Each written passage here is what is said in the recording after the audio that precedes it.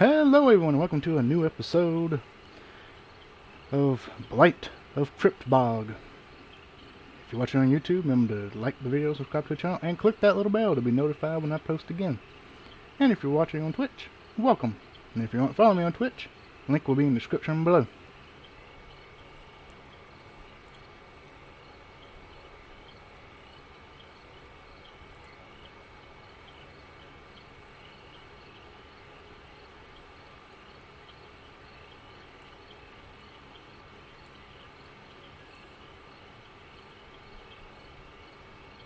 Characters. Oh, I got moved. Oh. I've been moved against my will. I'm okay with it. I've been violated. If you get that reference, kudos to you. Yeah.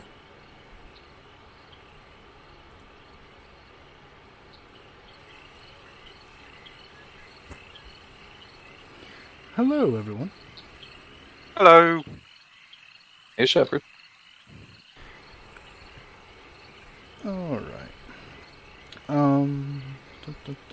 So...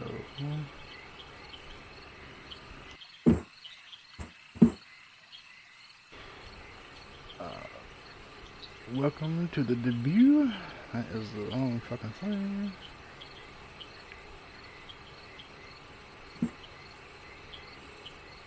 Of Blight of Cryptbog. So, I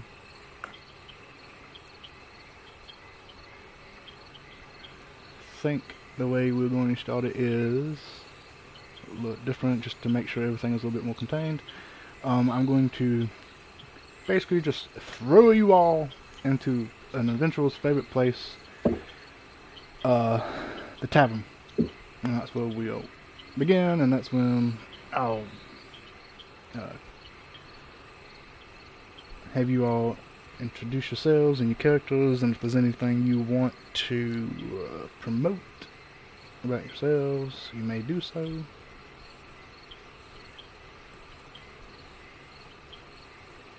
Okay.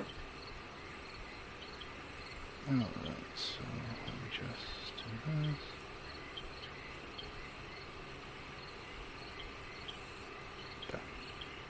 Done. Alright. So, if you could all... okay, that's concerning. Is everybody connected?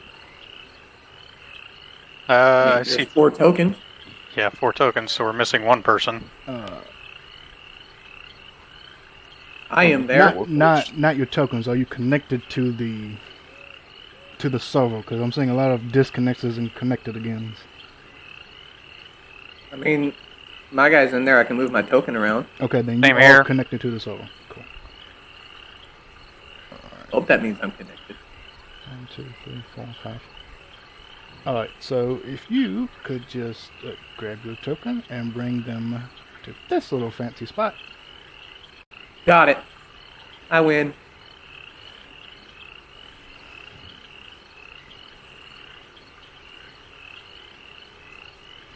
Okay, Isaac wishes to be in the smokestack. That's fine. Just Wait. killing. Isaac's canonical in this campaign? Well, that's what you called go. yourself. So when you started dragging your token, so I Looks guess like Isaac Shade is- Leshy's got to restart. Oh, damn. I forgot to change my username. I don't see myself as logging in the chat, but that's weird. Oh, I should probably open up the chat. Yeah. Windows. Chat. Okay, so Shade is the only one having issues. Which is unfortunate, but better than everybody having an issue. Alright, in that case, I'll just go down the line and you can introduce yourself, your character, and anything you'd like to promote, if you have anything. So, let's see here. Just pull this up. Alright, Knight, go ahead. Hi, I'm JL. Well, nothing in particular, actually. I'm playing Josephus tonight, a druid, Owlfolk, whose main philosophy is about eating more powerful things to grow in power. That's about it.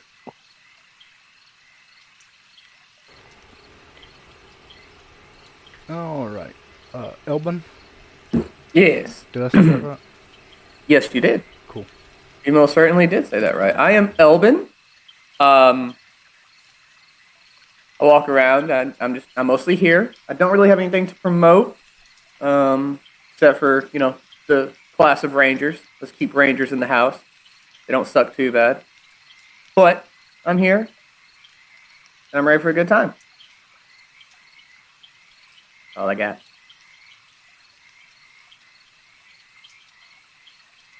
Did I? He has a gun! I do have a gun. I do carry a gun with me. Alright, Finrir? Hi, I'm Fenrir. This is Zon, a turtle dragon sorcerer. Got nothing special to say about me. I'm just ready to have a good time.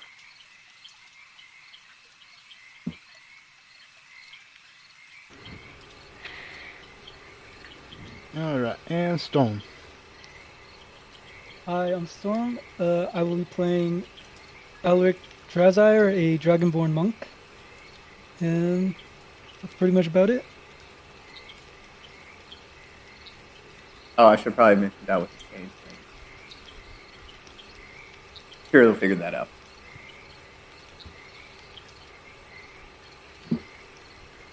Handout shown? Handout should be showing.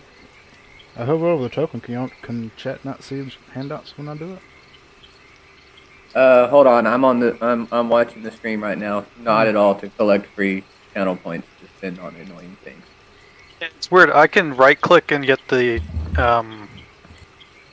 whole list of stuff when I right-click me or Elbin, but when I right-click or Owlfolk or Dragonborn. That's because they don't have everyone ownership. They haven't given ownership to everybody. That's why. Okay. Yep. So I can see the Dragonborn when you hover over it. Okay, so that is showing up. Good. Yeah. Awesome. As far as the other ones, not sure. Well, everyone else should have showed up if that one showed up. Alright, Shade. Testing. Can I be heard? Yeah, I can hear you. Okay. Can you turn you up a What little was bit? going on? I had to discipline my router a little bit. Did you give it the spankies? A little bit, yeah. Okay. Alright, so so just drop your token on here if you haven't already and bring it to the tavern where everybody else is. Because that's where I'm going to basically start this show at.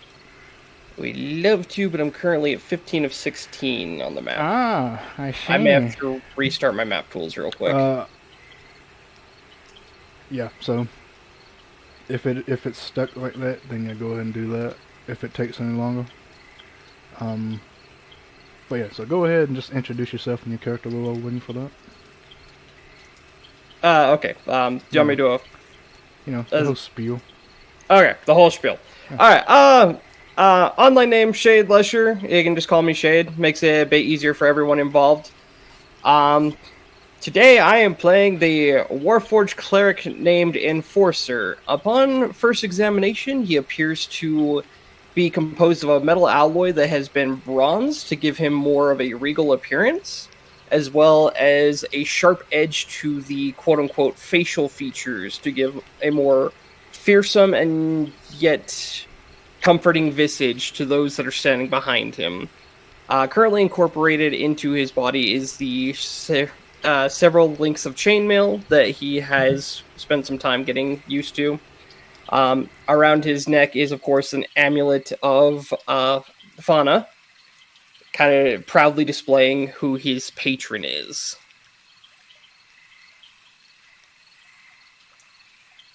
You say bronze or brass? Bronze. Oh, that's kind of unique because while my character art doesn't show it, I'm actually a bronze draconic sorcerer. Nice. Holy shit! Which apparently, like, you get as a draconic sorcerer, you get like, oh, you're if you're not wearing armor, you get a DC of like 13 plus Dex. But since my DC is already set to 17 because of Tortle, it doesn't really do anything. You mean AC? AC, yeah. Yeah, okay. You were saying DC, I was like, that's interesting. Yeah. Yeah, Turtles are weird like that. I think they're cool. They are cool. I was a turtle. Especially as if I carried this character long enough, he would get fucking dragon wings. Flying Tortle. They do exist. Yep, level 14. Spent all week just thinking dragon turtle. Dragon Nobody turtle! Nobody expects the giant fat turtle to fly until it goes and flies above them, and then jumps into its shell and falls on them. Alright, so, Yeah. You all have, for whatever reason of your own, have arrived to the town of Muxwold, a small town on the edges of the Cryptbog of Umbra. You have all made your way to the most pleasant of areas, the tavern. Well, up until this point, for whichever reason,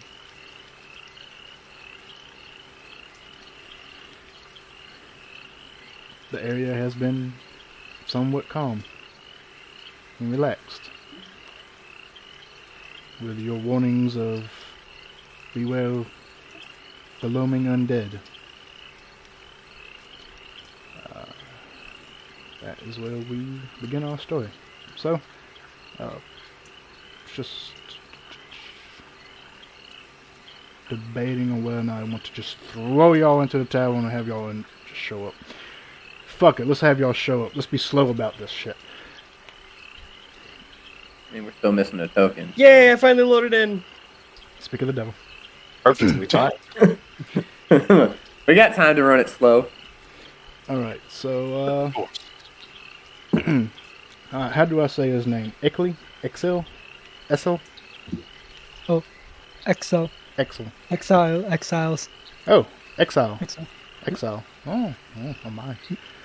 Alright. Exile, you have found yourself in the town of Muxwold. A fairly small town on the edge of the Cryptbog, as I said before. And you find yourself in front of a tavern. Okay. What's the tavern's name? Is there a sign? There is a sign, and the name is the Green-Skinned Warmth. Warmth. I can't say languages, so I'll just type it up.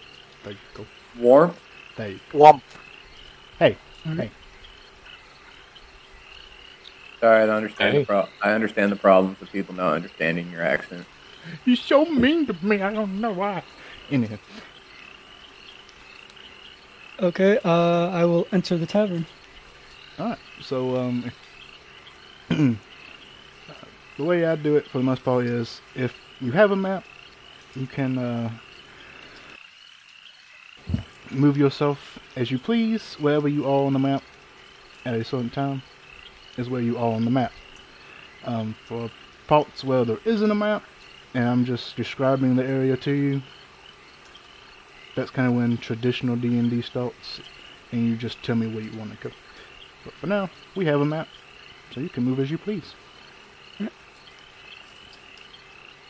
guess I'll just walk into the tavern, and go to a corner and just sit there and see who comes through the door next. Alright, as you enter the tavern, it is fairly empty for the most part right now. It is about midday or so. You see a somewhat stern but friendly young woman who was being patron to the few guests that are in the vicinity, handing out drinks and food. And you also see another individual of note, a man behind the bar counter, serving drinks to a few of the patrons who are there. His skin is green. Just from a quick glance, he looks very sickly, but he doesn't act like it. He seems to be acting friendly and chipper and full of life. Okay.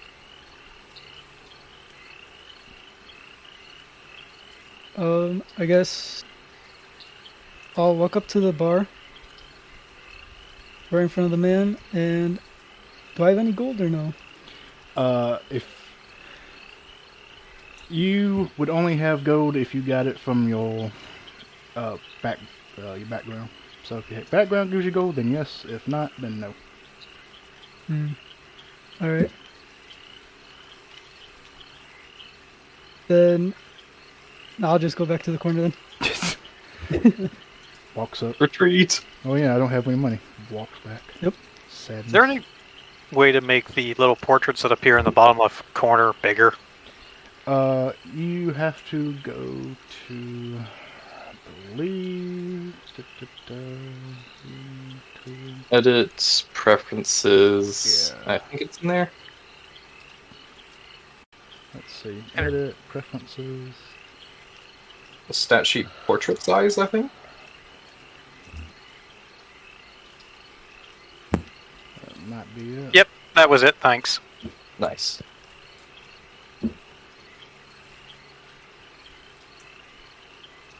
Yep, that was it. Alright, so, you approach, realize you have no money, and just go back. No one seems to take any mind. And you wait for basically any commotion to happen. Yep. Alright.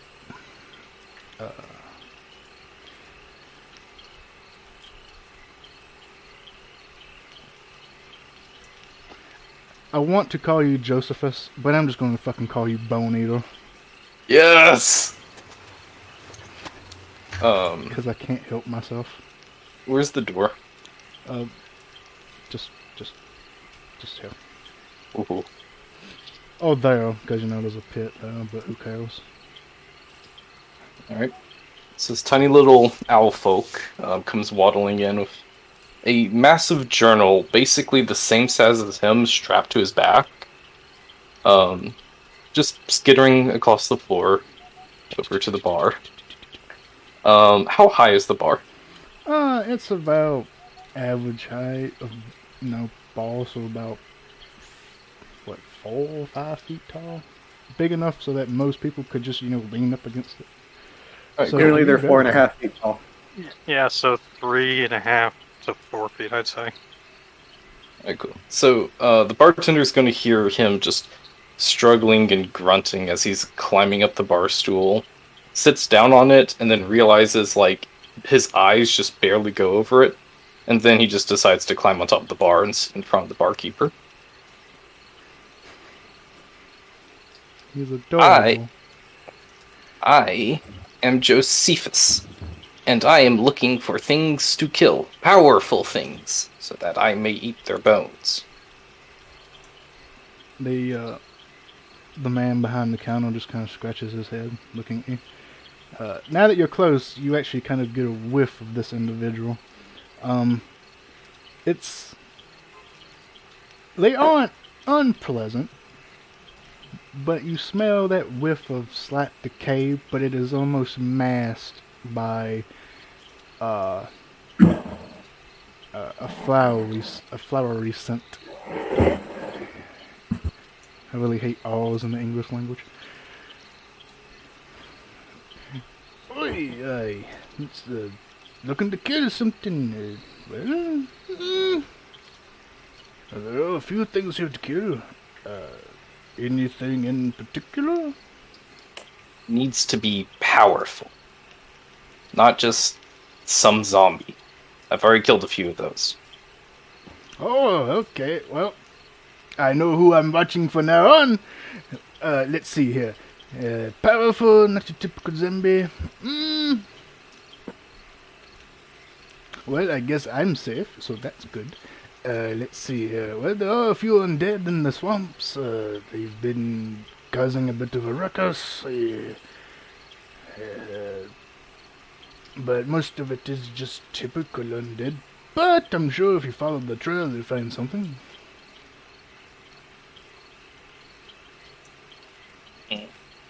That's what the last bartender said. I couldn't find anything. No, that is very sad. Let's see. Well, you know what? Stick around. Have a... Are you old enough to drink? I'm 27. Sounds good. Have a drink, and who knows? Maybe something will happen. Maybe you'll find someone to pick a fight with, huh? Oh, I would love that. Do you have a hot cauldron of boiling water? A hot cauldron. Here, take a look in the back. Well, we have a pot with water and a fire. So, is that what? Can I use it? For what? He's going to pull out, like, a bunch of bones from his satchel. I need to soften the marrow. Speak no more. Bone stew! Yes! Here, give it to me. I'll do it. I know how to make a fine bone stew. Yes! And he's going to hand you the bones. No, he just... Finally, someone who understands my taste. He would take the bones, kind of look at one. I don't know why I did that. I can't smell it anymore. And he puts it in his hand and goes in the back. And then walks back in front. Deborah! Please, go to the back. Make this man some child thing. I don't know what he is or who he is. Make him a nice bit of bone stew, please. My name is Josephus. Josephus, that. My friends call me Big Joe.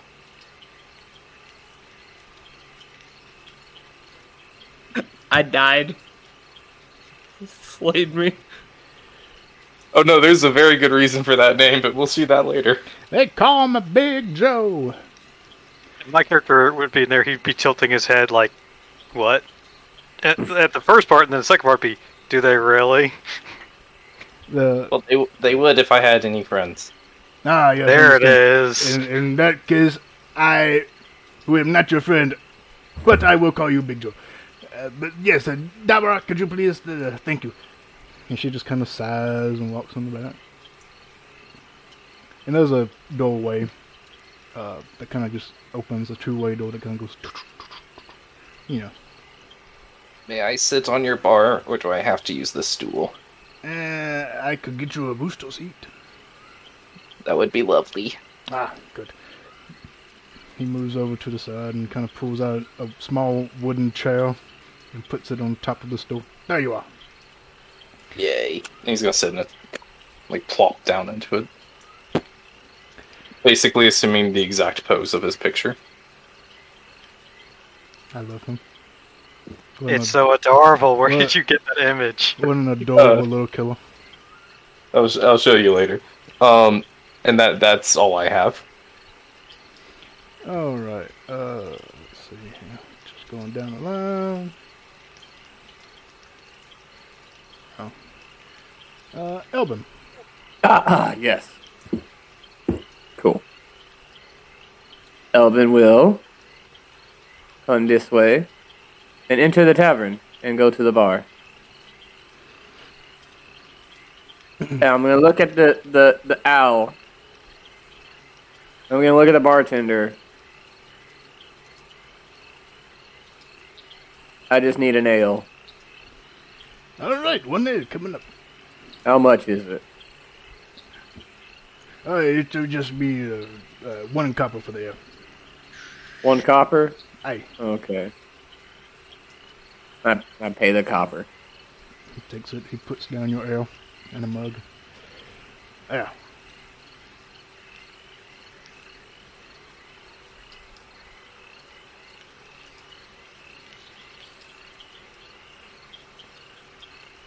Yay, drinking LP! Yay! I'm gonna drink it. I'm gonna look down at the owl, drink it some more, look back at the bartender. He looks at Al. He So, looks at you. so is there work to be had in this town that involves a gun? Well, the gun. The gun. Fancy. Well, you've had a bit of an undead problem rise up recently. Nothing. Looks questioningly at undead bartender. Oh yes, the rotten ears, and I see where your disposition comes from. But do not worry, I am fine. I totally won't bite you. Maybe I never know I could, but no, I'm more of the unstable, kind of undead, that kind of thing. How much it pay? Oh, I don't know. I wouldn't be doing it. What about you? Looks at Al. I'm waiting for someone to need me to kill something big. And for my bones, too. But I would love to kill things with you. For money. Strange person I've never met.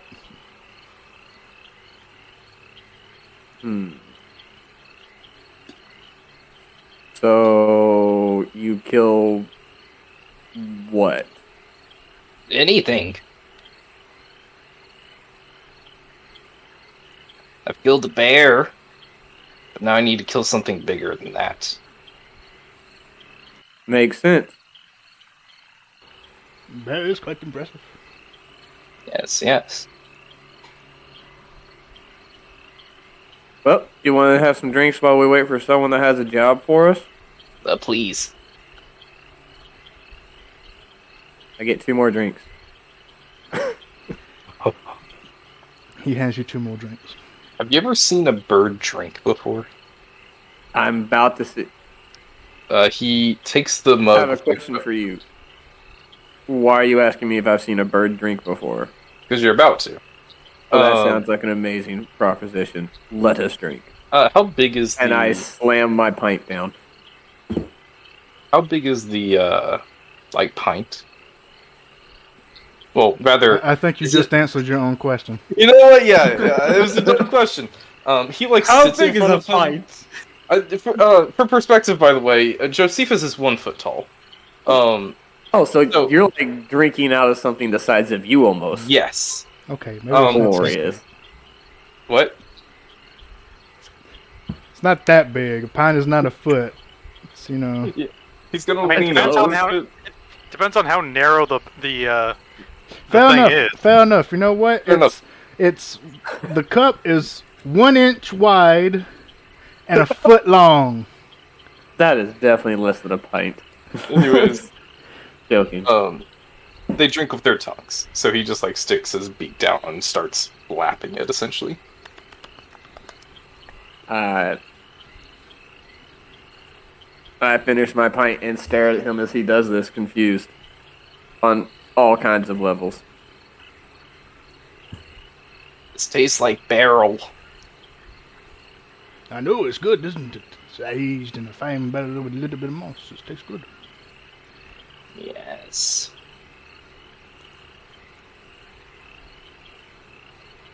Everyone just staring at each other from across the bar. I mean, That- That scaly Can we one's staring at help me. you? this is my first time seeing a owl drink. He yells from across the bar. Congratulations. Josephus yells back. He just stares. You can join us, maybe?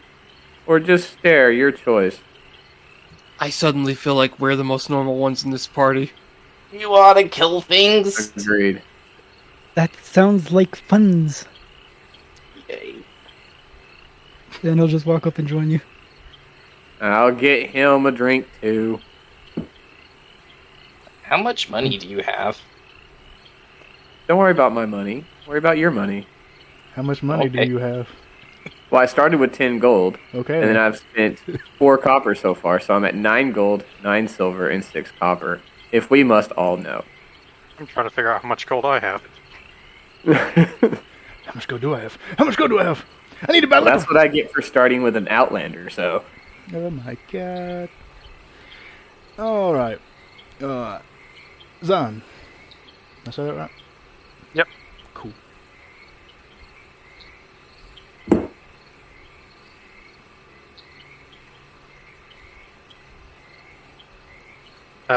You see a large black, like dark blackish colored with bronze colored, appears to be scales going down his back of his head, his arms, and all that. Walk through the tavern door. When he breathes, his body not necessarily seems to pulse, but you ever seen that thing where like glowing veins kind of like light up, going up a body kind of thing? No. The electricity effect. Yeah, like if you've ever played BioShock, the idle animation of the hand where you can see lightning traveling through the hand kind of thing, like underneath the skin, kind of. You can kind of see that, and you see little bits of like steam exit his mouth every once in a while.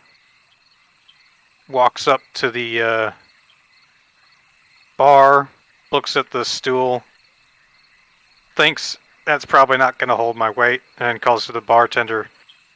Can I get a cup of hot water, please? I can find you a cup of hot water. It might take a while to warm it up, but sure. Appreciate it. He kind of just walks back to that door, opens it up. Cup of hot water, please, while you're making that bone soup. Just be a minute.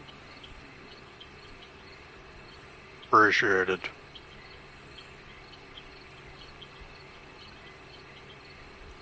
Vaughn looks at the people around the bar. Doesn't have really any many thoughts. Goes back to just looking around.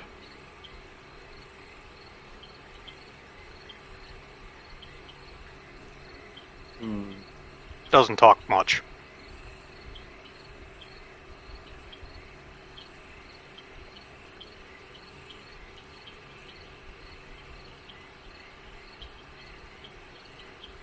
Or scales. Awkward staring all around. Well, he's not staring. He's like more like just subtly like looking around, just looking at everybody, listening to the conversations, just kind of just vibing in place. Okay, then. Somebody tries to talk to him, he just goes, yes. I never said he wouldn't reply back. It's just nobody's talked to him yet, other than the barkeeper. So you drink hot water. No, it's what I need for a drink that I make. And you can see Zahn pulls out a pouch full, like a drawstring pouch that's got something in it, holds it up and shakes it. You don't hear metal clinking, you can kind of tell that it's kind of full of something. Are you also boiling bones? Yeah, No. yeah, the owl is having some bones boiled up. No, but I do like how they crunch. Yes. And you can Good. notice that. Good Have you ever no. seen a snapping turtle? Yes. Yes. His mouth looks like a snapping turtle's mouth. He's got the beak on it. Like you can tell that thing can break some bones in it. Elbow Gonna Seeing, move over here. seeing Elvin get up and walk away and go sit down somewhere else, he gives this like wicked looking smile. You can see a twinkle in his eye, like it's an inside joke. to himself. Eldon's just gonna unsling his rifle from his back and set it down beside him. That's a mouth you got there. Why, thank you. You looking for work? Yes, I heard there was an undead problem in the surrounding area. I came to help deal with it. Well, so are we, I think. Ah, good. It'll be good to have comrades. And no, I'm not Yes. going for a Russian. Damn it. And yes, it might.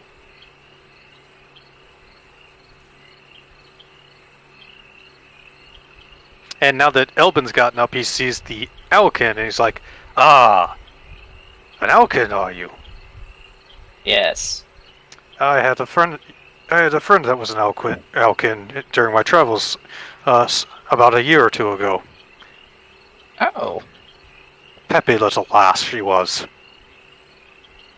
Always curious about everything around her. Yes. He motions to his book. We like to learn things. Also had a problem getting around to all different places, so I usually offer to let her perch on my shell as I walked. If we're going to be traveling together, I can offer you the same, if you would like." Funny, I was actually going to offer the exact opposite to you.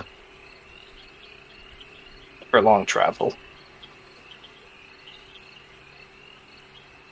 I'm afraid I do not understand. Well, I'm afraid he was going to ask you for that anyway. you'll understand later. As you wish. My name is Josephus, by the way. Zahn. But you can call me Big Joe. You would see if he had a human-looking face, it would look like he was quirking an eyebrow at that. He's like, "All right, Josephus. I do not feel I am a good enough acquaintance yet to give you any sort of nickname, so I will stick with that for now." He gives you a feathery thumbs up.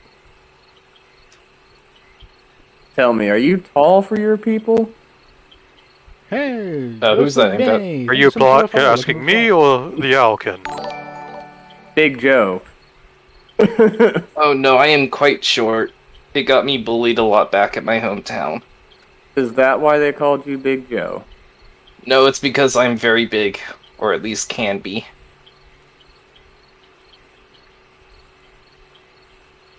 Sounds good. At him saying "can be," Zahn's eyes light up and he say, You're a druid, aren't you?" It's like a single finger to his lips. His beak. His beak, sorry. There you go. All right. Zahn gives a little knowing nod. And at this point, Shade. Alright, the cleric who has been lost trying to figure out what passes for a tavern in this place, because it's very much different from where he's from. Enters in, very stomping loud, and just kind of stops at the door for a minute, kind of looks around. Is this the tavern? Well, it's not the whorehouse now, is it? Hey, it is the well, you know, only on Tuesdays. It is the tavern, yes. I would dearly please, have a drink. Do you Audible dearly hope blink. I would dearly hope it's not the whorehouse. I'm not properly equipped for those sort of things. Only on Tuesdays. Second audible blink. Yes, neither am I, sadly. Third audible blink. Kind of walks up to the bar and kind of like gives the bartender kind of a once over. Alright, as you look over the individual, he is a sturdy looking individual. Green skin, few marks and cuts on his face that have look like they've kind of healed, but maybe not. slick, black hair, facial hair, clean cut. The slight smell of decay with a hint of flower petals. He is dressed fine dress. Please forgive the intrusion. I was sent here on a mission to discover local adventurers that were thinking of taking on a job. I was looking for anyone. Looks to his left, looks to his right. Odd looking. I believe I have found them. Well, that's a little rude, but okay, fine. Yeah. Oh, my apologies. My intention was not to be rude, only to share an observation. So when you say the odd-looking one,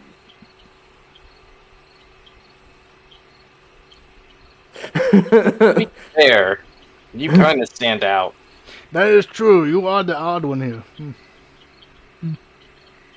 DM question. that was the reason behind my question. OOC. What are the majority of people in the tavern? Are they are they certain races? Like, what's the prevalence, or is it really mixed? There's not very many people in here other than you. It's still pretty early in the day. But the people who are here, for the most part, they're human. Few of them are elves. Currently look human. That counts. All sad-looking individuals who are in a ball midday. Well, you as individuals do appear to be more lively than the ordinary clientele, and also, I find it odd that one would be carrying a firearm within the tavern. Why would I not have my rifle with me? Is this not considered a safe space? I What? think you meant you should have left it at the door. No, that's because our bouncer Frederick took the day off. Squeaky, squeaky, squeaky, squeaky, squeaky. Could have taken more than one off. He tried to take my rifle from me. I get the distinct impression that you are attached to your firearm. Is your head attached to your body? Uncertain. I can check for you if you would like. I would prefer not. Being able to see is quite the useful feature. Right. That being said, are you the individuals who have decided to take on the... looks down at notes. Job of dealing with the rabid undead? Are they Looks powerful? at bartender. Not him. Are they powerful? A perception of power is based on how you perceive things in the world. But they crush you like a hammer. You specifically. Just kind of stands there for a minute, just kind of staring, deep in thought. Possibly. Not compute. Does not compute. I'm sold. By the way, do you know my friend Tithe? You remind me of him. I'm afraid that I would not know any individual by that name. I have only recently arrived from Aag and was a temple acolyte for much of my time there. Oh, so was he. Enforcer kind of gets a little bit closer, and there's kind of visible excitement, even though it doesn't come through his voice. Is But he that also a follower of Fana? No. The Twilight one. This one is unknown to me. Dreams and Nightmares or something like that. He kept rattling about it. I guess they. Immediately pulls up gods. I believe that's Whimsy and Joy. Mr. DM? Close. Half right. I know one's Whimsy. I can't quite remember the other one. Terror. Whimsy and Terror. Okay, thank you. A devout follower of Whimsy and Terror, I take it? Indeed. Places soup. places Soup. hot water. Soup. Goes about the job. And Josephus is going to start eating his bone soup. Are the bones still in the soup? They are Fantastic. He's going to crack one in half and start sucking out the marrow. easily done. They are very brittle. It's what can produce electricity in this world? A wizard with lightning bolt. Yes, but like, True. are there any tools or anything like that? There's various magical items that can do stuff like that.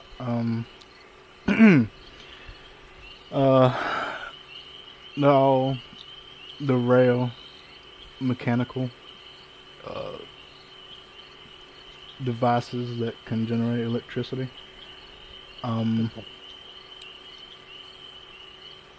Because I was literally going to have my character pour salt in it and then electrify the water and then drink it because he's a freaking bronze draconic sorcerer. Yeah, I was about to ask. Do you need a drink too, or something else? I do not require sustenance as such. I can Right. partake if you wish for a form of camaraderie. I believe is a general form of celebration for the joining of individuals. No, it's fine. It's fine. It's fine. I'm the odd one out. I'm just gonna sip my ale. Considering the nature of the individuals around you, I would think that you are closer to being the norm than anything else. The scales do outnumber the feathers and skin. Sip ale.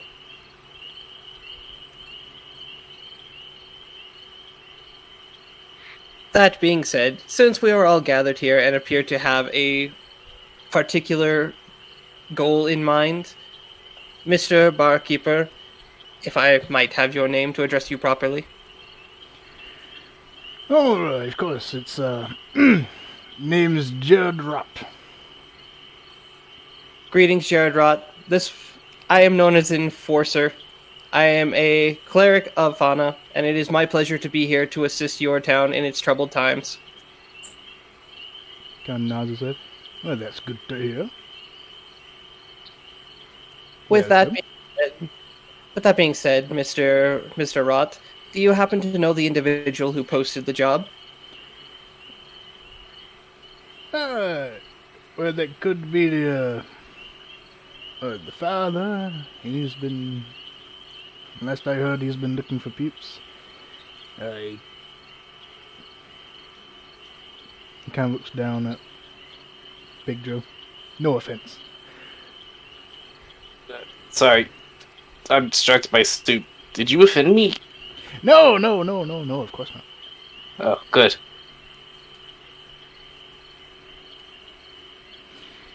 But yes, that's probably the father over at the church. You were told about kind of motions, the plight of our small town.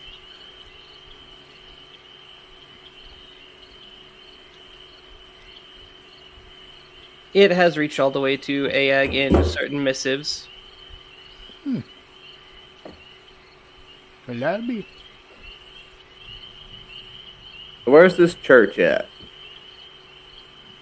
He points outside to the north. To give a little bit of more mechanical things. For the most part, the cardinal directions are just going to be set for every map. So north is going to be up, south is down, east west. You know. Yeah. So he just kind of points north. It's up there, about to the end of the town limits. Is it the big building at the entry to the town? Yes, that one. The one that looks like a church. Alright.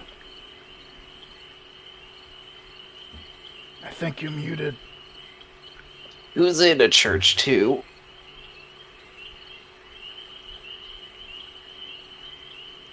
What? Which god owns the church? Oh, I see. Hey, well, our town, given our little kind of motions and stuff, disposition, typically worships death in some display. So Oh, death is but- who. I'm not banned from those ones. Aye, good. Some people gonna- would think you would want to be. Immortality and all that kind of things. Anyhow. He's You are gonna banned from offer. churches. I was about to ask you're banned from a church. He's gonna offer the bowl to the barkeep. Yes,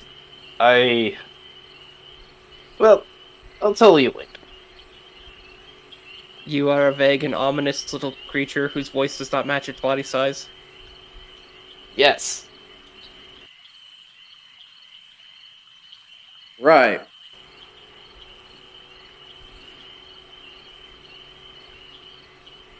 I'm going to church now. So, did you ever find out how much money you had there, Dragonborn? I'll crawl down. Hold up. It seems that I have been robbed. So I can't even speak the voice anymore. Well, then why don't we just go get you some more? Sounds like a plan. You have been robbed. Would you like assistance in apprehending the suspect? I was robbed in the forest or in the swamps. So if we find them again, I would like assistance. Very well. If you recognize the individual who robbed you, let me know. Very well. Before we go, barkeep, do you happen to have a small barrel of water I could borrow for a time? Small. For. No. Sure. Why not? Kind of just reaches under and pulls out one of the empty barrels of small empty barrels of ale. I can fill this up for you real quick. He goes to the back. A couple of moments pass. He comes back. There you are. Thank you very much. I'm gonna re-sling my rifle over my shoulder. Well, if y'all ready to go, the bird has already left. Josephus is knocking on this door. Fauna be praised. It is time to forge a new path. Oh, you're knocking on that door. Yes. Hey, bud. Not sure that's the correct door. Is it not? All the houses kind of look the same to me. Eventually, you hear the door open. Oh, great. Who's there? Hi, is this the church? Look No. down, sir. Okay. I don't want any. Get out. Damn kids. Alright. Just follow us, bud. I'm 37. You said you were 20-something earlier. It's gonna change every time. Right. Let's just go, bud. I am beginning to feel doubt. I think we left Me someone. too. Did someone get the old turtle? There he is. I'm slow, not old. Do you require assistance? No, I just need time to catch up. You guys accelerate quicker than I do. You ain't seen me in a fight yet. News, I found the church. Yes, you were correct this time. I thought you would have been on that cart with the fruit.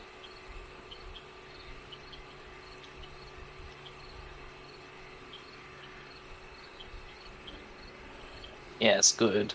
Form a V formation. It helps break wind resistance. What? What? Oh, Okay, there's gonna be a lot of what. so, I'm not great with clergy. Can someone else go in? I do have Yeah. Christmas 17, so.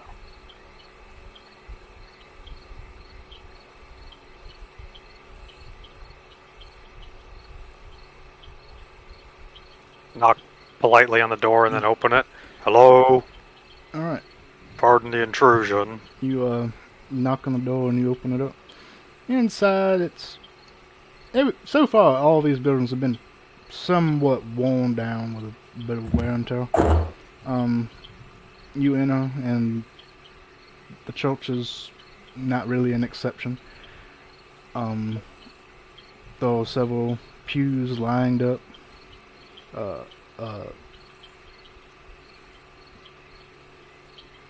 Basically a stage in front of them with a little table set up. What is the floor made out of? Wood. Do I need a perception check to check and see if any of it looks like weak? For the most part, just giving it a quick glance and look at it.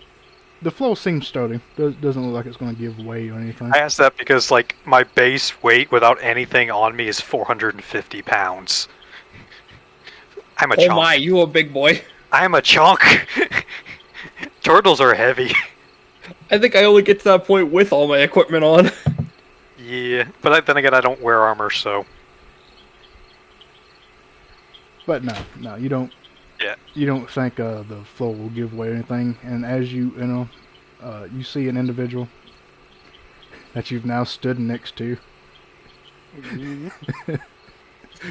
I thought it was like over here. No. The basically the stand and the pew and all that. Not the pew. The pews are the chairs, but all that is right here in the middle. And beyond that is like a extra little sitting area for basically afterwards. But you see an individual who is standing basically on the stage preparing things for books and whatnot. They are dressed in long garbs, all black for the most part, leather straps. They have a staff with bones dangling from the top of it at the side. A mask sits atop their head, kind of in a crow-like visage. And they have kind of like a black face paint painted on their face.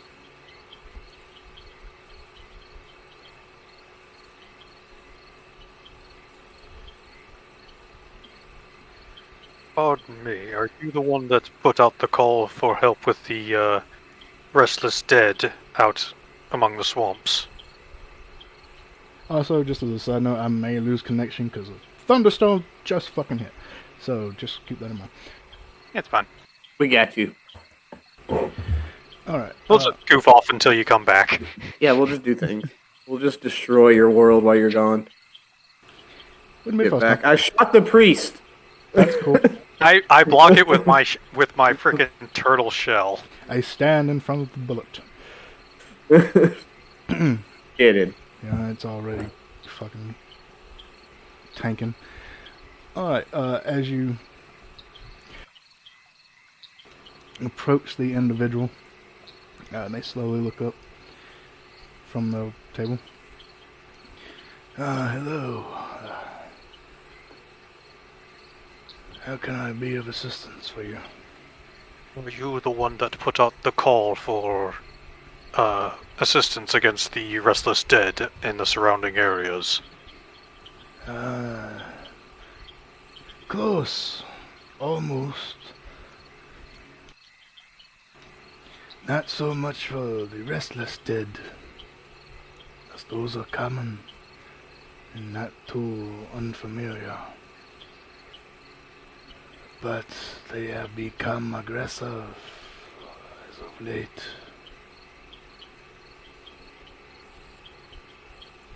And that is a bit of an issue. So essentially, you want to hire some guns to put back to bed.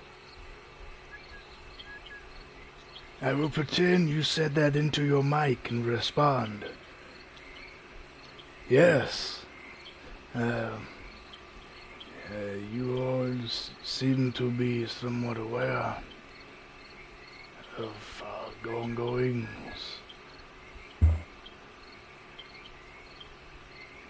So I take it you have been notified of some way.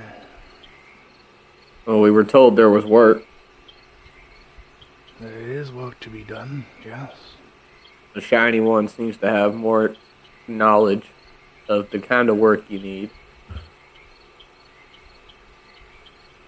To clarify, I was sent to seek an individual that may have been lost to the endeavors that are of the, I shall, for lack of a better term, rabid undead.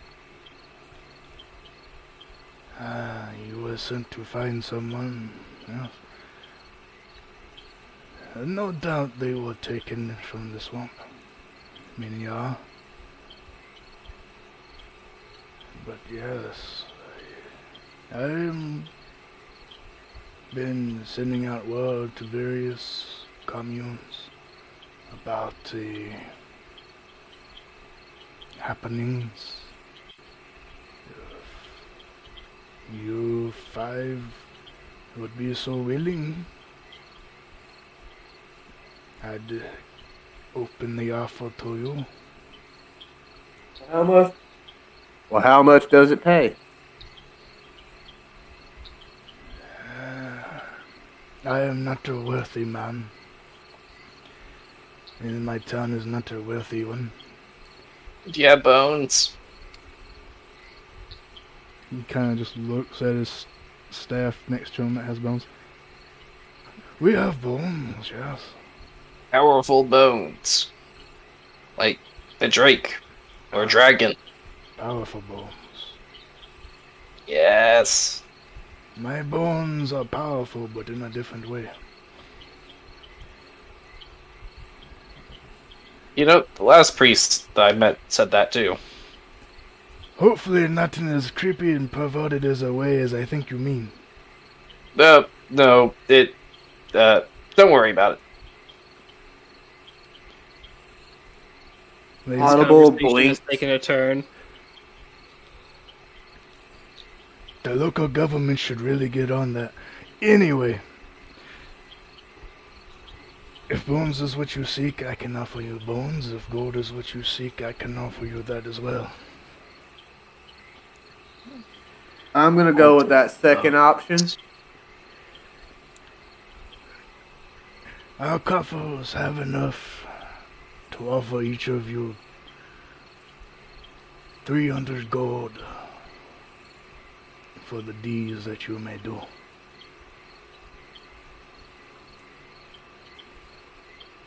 That per undead or total? Total. If it was per undead, I would say you would have enough gold to own an entire country.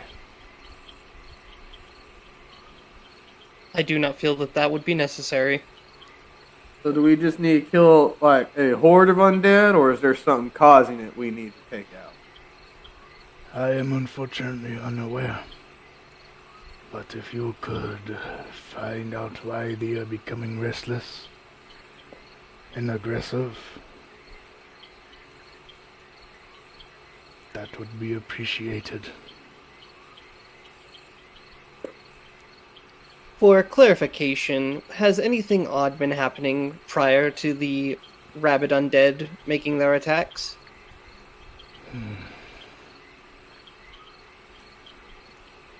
Our town was a quiet one. Our roads, for the most part, safe. Occasionally the undead would take a few livestock, a person or two. That's what happens. But a couple of weeks ago, about a month or so,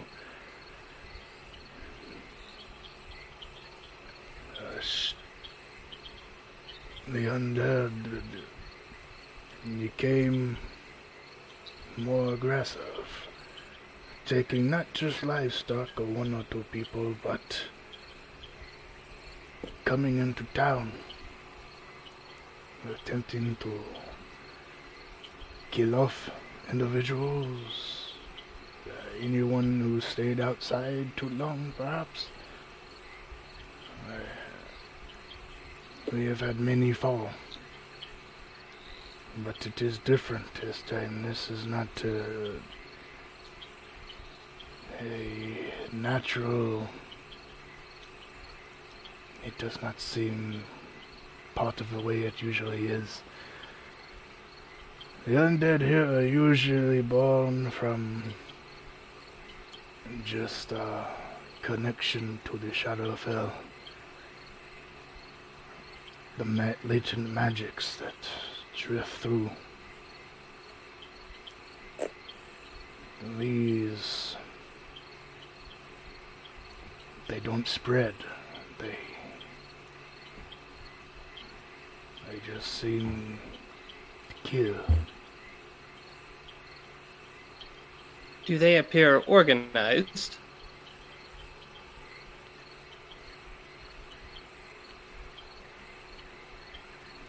Difficult to say.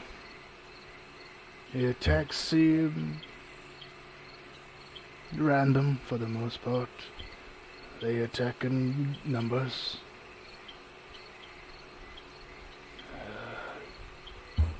Where do they generally come from? He kind of turns around and points out to the east. They come from the east. Other people have gone to try and find out what may be happening. Some that return say that they have seen them come from Cryptbog. They've also said they've seen larger things moving, which isn't abnormal. We have other large creatures who dwell in the swamp. You're muted again. God damn it! Large creatures, you say? The possibility of them being able to crush me has increased dramatically. Yay! Yes, large things. Most of the people who go leave before they find out too many more.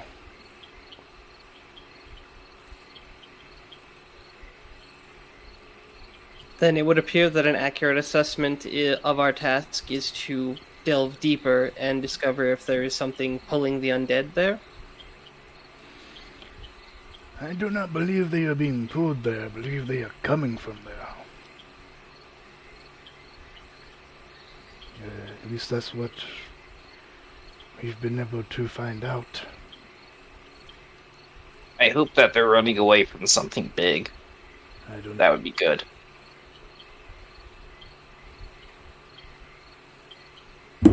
Perhaps You are a strange creature. it is a possibility. You are made of metal. Would you call me strange?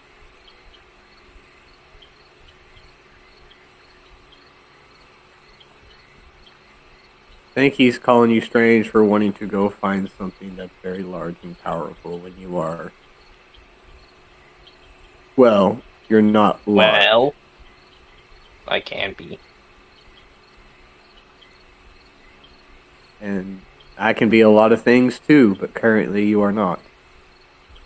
I have a question for you. Have there been any history of dragons or dragonkin or draconic ruins in these parts?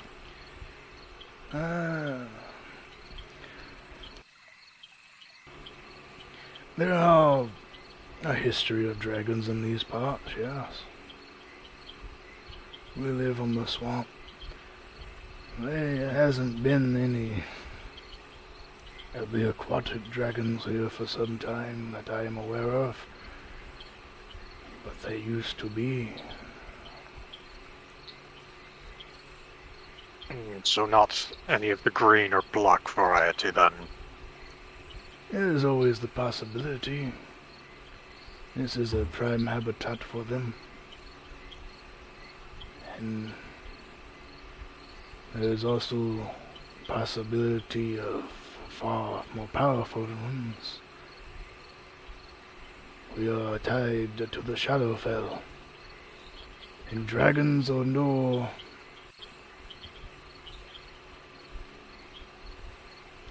they do not shy away from such power. A shadow dragon is powerful. I haven't seen one in quite a long time, though. See. They tend to stay in the Shadowfell.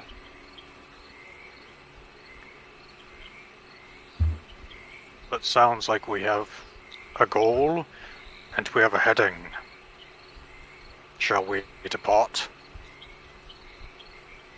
Yeah, sure. Yes. No time like the present. Agreed.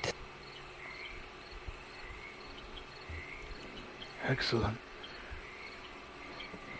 He'll actually pull out his coat a little bit, reach in and pull out a small stone. Here, take this, in case you need to tell me anything. He drops it in your hand. I hold it up to it, take a look at it, turn it over in my hand, stick it in my shell. It's a small stone with a basic runic symbol on it. So, sending stone, basically? Yeah, sending stone. Okay, just want to make sure. I got that. I know. Sanding stone. Daka. If you need to commune with me, use that. Hold it to your ear and speak. He kind of looks at a few of you. Hold it to the side of your head and speak. It should work fine. Understood. Then let us head off. Unless any of you have more preparations you need to take. Elvin will open the primer pan for his musket, pop some fresh powder in there, close it back, and go, nope, I'm good to go. Josephus is going to collect about 15 rocks, like little pebbles, and put them in a satchel. Magic pebble! Magic rocks! I knew it. Yes. As soon as you said It's that. such a good I knew spell. It's such a good spell. it. So funny. It's funny, but it's also fucking hilarious. It's also good. I'm a small creature. There's not really much else I can do that's useful. You know, it is pretty good, you know. And you can give them to other people. It's really good. It's great. Yeah, it is legitimately an overlooked good spell. It's like, oh, you can't do magical damage? Here, have a rock. And the best part about it is the enchantment process is a bonus action. Magic rock is a bonus action. Pretty much. I'm avoiding the void. We stand on the I am- precipice of the void. I embrace the void! Darkness! I jump into my shell cannonball.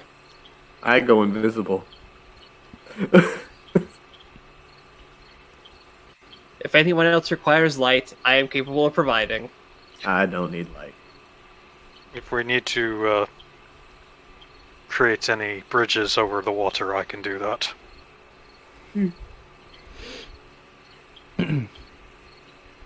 Funny, if we need to shoot somebody, I'm pretty good at that. I would hope so.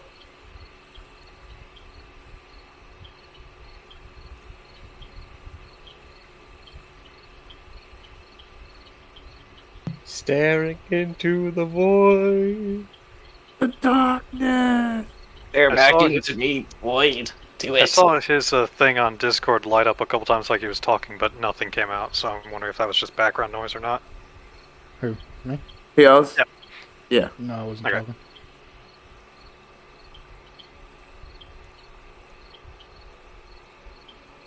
Alright, so. I was just getting stuff ready. Oh, okay. Alright, so. You continue on your path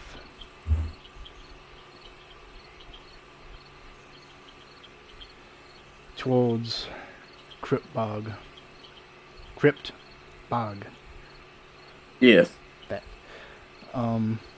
As you travel, the area is swampy, wooded areas. You hear the distant sounds of various wetland creatures and the sounds of muffled groans and goggles in the distance out of every corner. You stick to the roads as best you can to try and avoid any unnecessary conflict and continue.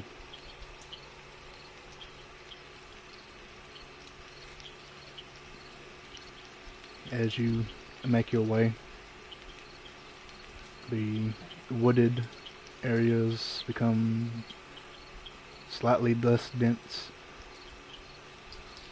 and switch from trees and bushes to large mushrooms and various other fungal growths. The biome shift is dramatic here.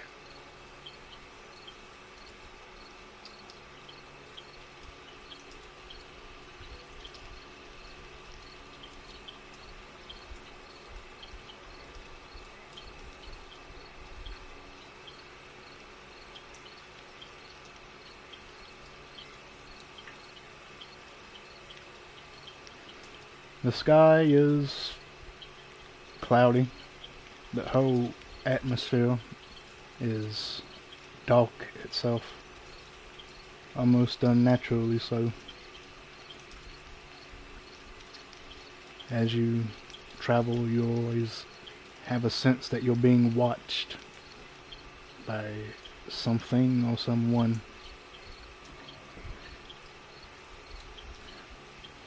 As you continue, you make your way to a little area that has a small stream, various trees knocked down, and large fungal growths.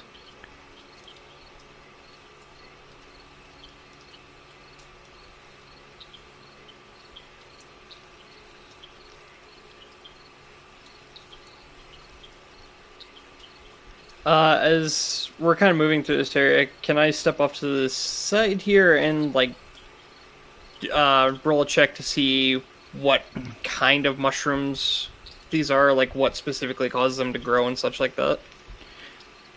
Yeah, you can roll a nature check to try and tell me what kind of mushrooms these are. Man, I'm just chugging tonight. You all... It's like 2 frames per second. Can I try the same thing? Mushrooms. Yeah, you can also perform a nature check if you would like to try and determine what kind of mushrooms these are. Mushrooms. They're big purple mushrooms. These are kind of more of the ones on the tree. Well, they're both on tree. The one on the larger tree are kind of more of that shelf type mushroom. The one on the small tree are more of a toadstool. They are very purple, which I believe would indicate poisonous. Shepard, are there fireflies around here? They're all. Josephus is going to start chasing the fireflies. All right. You chase the Flying or fireflies. walking? That's actually a good question. Are you flying or are you walking? I'm walking. Okay. In that case, I need you to come back over here. Sir. Because as you plop down in the water, one, Oh, hold up. it's pretty deep. Shape water, I turn it into ice. Oh. While I'm standing in it? No, before you Okay. in the middle of you jumping on it, so you have a platform. Alright, you step on ice. I need you to make me a dexterity saving throw, because now you're on ice.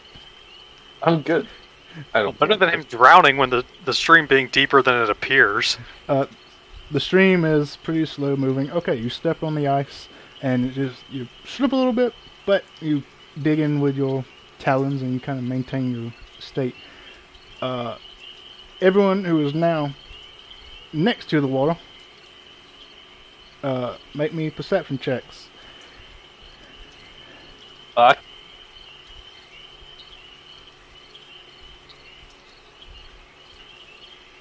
Yes.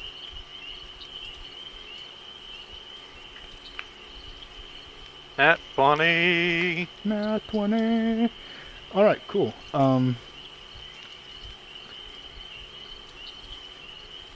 Alright, so a couple of things. One, this water, it's about 3 feet deep. 2, there's a lot of skeletons at the bottom of it. 4, no, 3. What? 3. They begin to move. And 4, I need you to snap the grid. Before we do, Elvin, how the heck did you roll a -1? That's a good question. Actually, You have a negative in perception. You have a -5 on your perception? wait, Did you edit your wisdom mod correctly on your token? Yeah, because that's saying you rolled a 4 and you've got a -5 modifier. That is I don't think that's even possible. I think -2 is the highest it I think goes I to. see the problem. Your properties are basic. Should be quad prop, I think. Yep, that's the problem. That'll do it.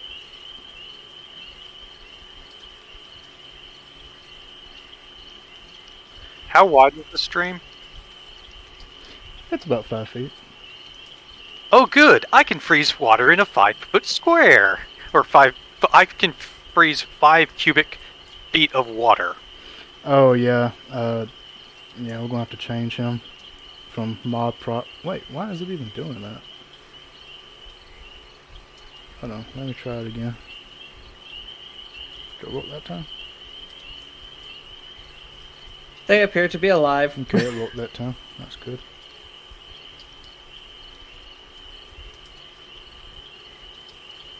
They appear to be alive. Ish. And the good news is I can use shape water to freeze ice spears in them when they're in the water. Yay. Oh, I don't think the one where our Alkin friend can be there because it's currently frozen over. Well, he was there when you froze it over. So there's not much I can do about that. So does that mean he's frozen in place, technically? We'll No, find shape- out. Shape water, I don't think allows that. I think it pushes them out of the way. Ah. Yeah, go ahead and read it real quick, see what it says. Yep, it says you cannot... you can freeze the water provided there are no creatures in it. Oh. How deep does Uh-oh. it freeze? Is it a 5-foot cube? All the way around? You choose an area of water you can see within range that fits within a 5-foot cube. You manipulate it in one of the ways. You freeze the water, so yeah. I probably just froze the top layer of the water since you said it's 3 feet deep, and it was... So probably like the top 6 inches are frozen across the stream, but then everything underneath that's just still flowing water. Yeah, we'll say that worked. We'll say that's how that worked. Alright. So I put in some combat music if you want to play that. It's in the No Mic DM genre. Alrighty, so. Combat! Elbin. You have a +7 to initiative. Holy crap. Do we have to roll for initiative, I or roll, did you roll? I do it. I'd always do it for you. So if you open up the initiative window, you can see the initiative.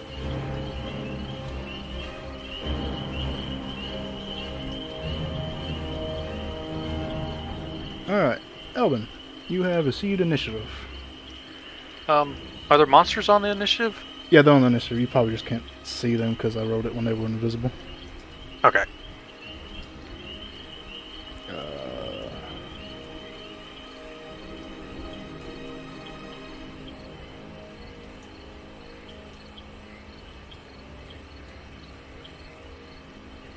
Oh, okay, okay. I see you.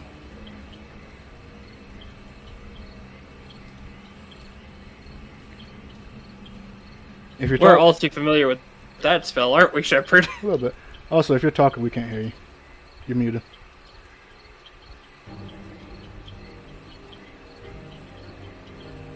Is that better? That's better. Yeah. Alright, so Zephyr Strike, because I'm not basic. I don't just use Hunter's Mark. So that's 30 feet, plus my Dread Ambusher. So that's 70 feet. Let's see.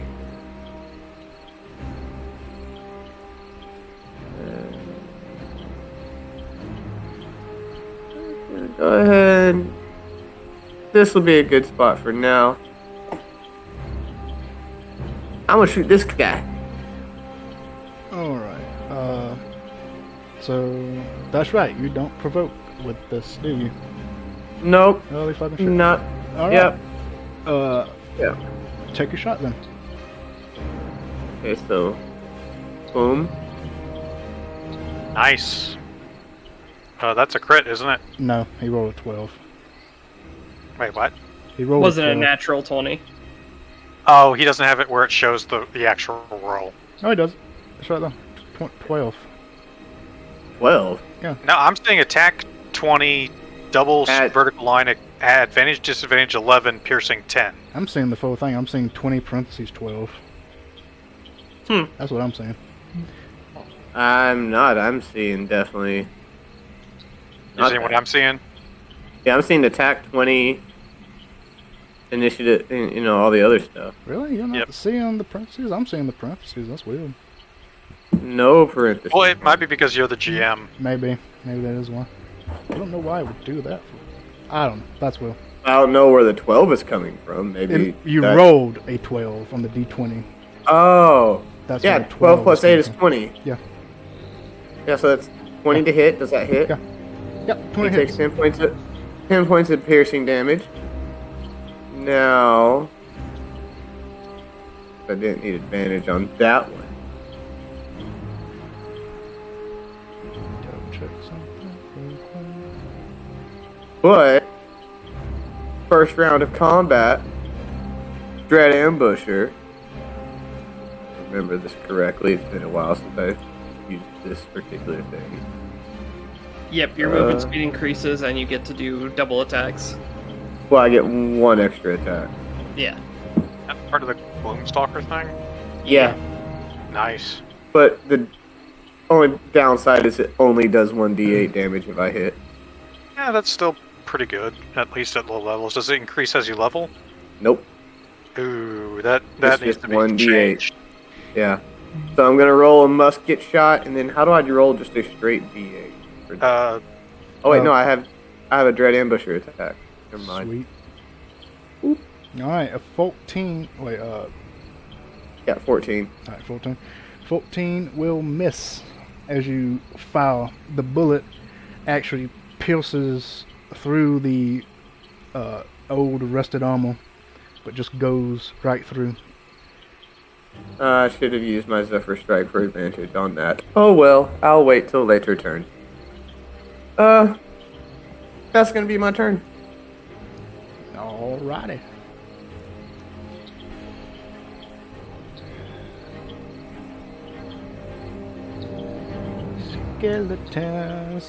Skeletons. Here we are. Alright. This one will scramble up. you'll have to point at them so we know, because you said this one. Until you move them, we don't know which one you're talking about. But I'm going to move him, so you know. He's going to rush up to Elbin and give him the stabby stabs. Ouch! Oh, Question. Hold on, DM. I have a question. What time of day is it? It's...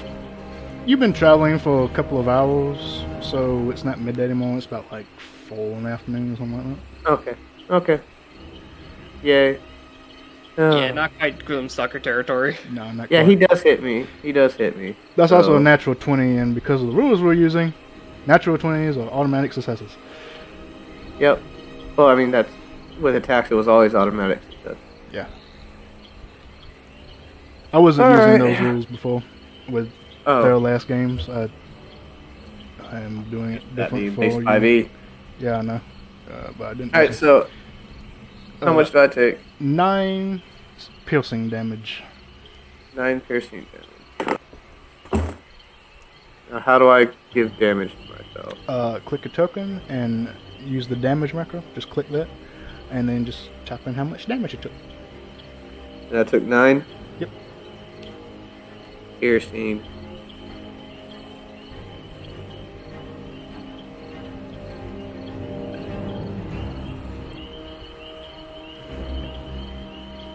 Out.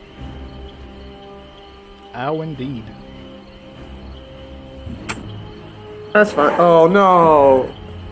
Oh no. I have to make a Constitution saving throw. Oh, for Zephyr's.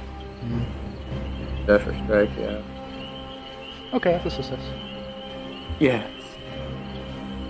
Alright. Enforcer. Enforcer. What's up? No, they don't all go at the same time. Sometimes people do that some ways, sometimes people don't. Okay. Not necessarily. Technically, they're not supposed to, but sometimes people just make it easier and just make them all go at the same time. Okay.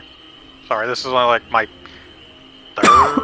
third non-one shot in DnD, so I'm No, still that's kind fine. of doing That's this. fine. That's a legitimate question, but it varies from DM to DM. Also varies from me. Sometimes I will, sometimes I won't. So as the battle joins in, Enforcer's gemstone eyes are actually going to shine a reddish color. And he's going to turn and look at Josephus, Zahn, and Exil. Am I saying that right? Exile. Exil. And in kind of a deeper voice, he's going to pronounce a spellcast. As he goes, "Upon the forge be remade, your impurities are broken down." And I'm going to cast Bless on those 3. Oh my god, he's doing the cleric thingy. Alright, so you 3 have Bless. I'm just looking it up. He did it. He did the cleric thing. There we go. He did the thing. Alright, anything else? And I'm just going to move into kind of more advantageous positions so I can help wherever I'm needed. And that will be the end of my turn.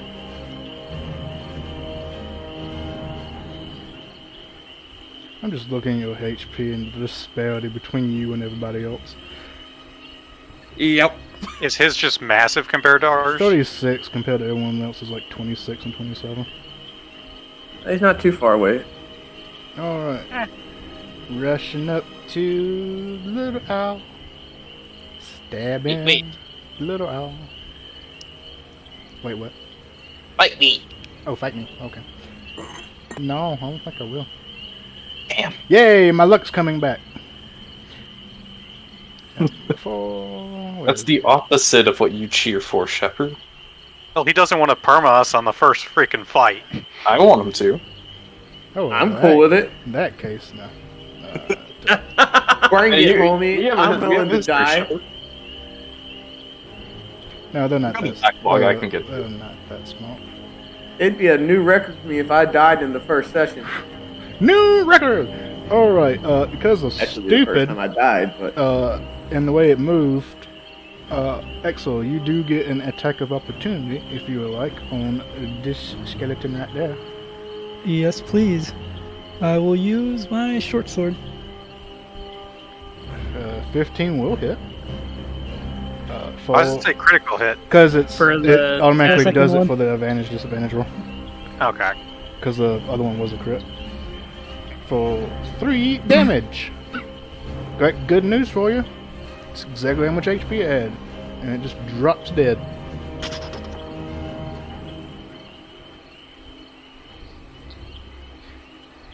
thanks.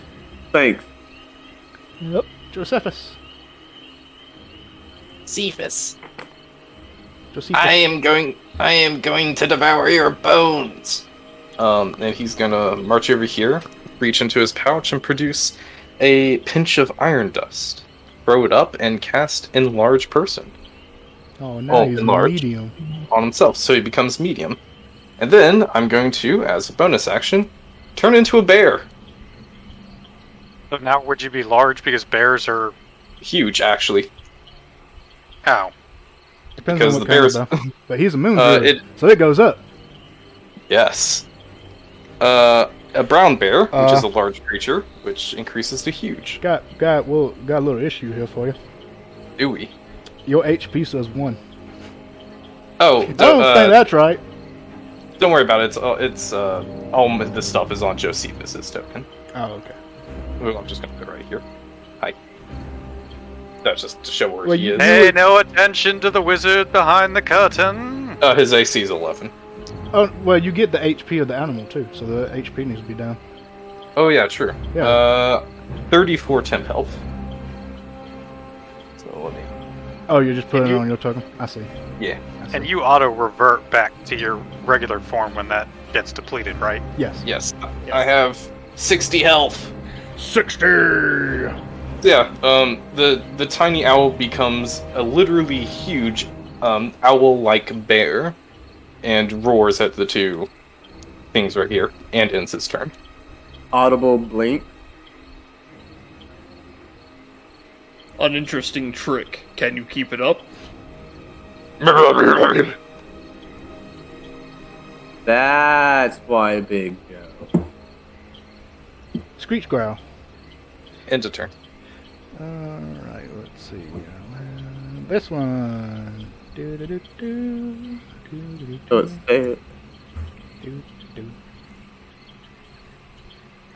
I'm gonna attack the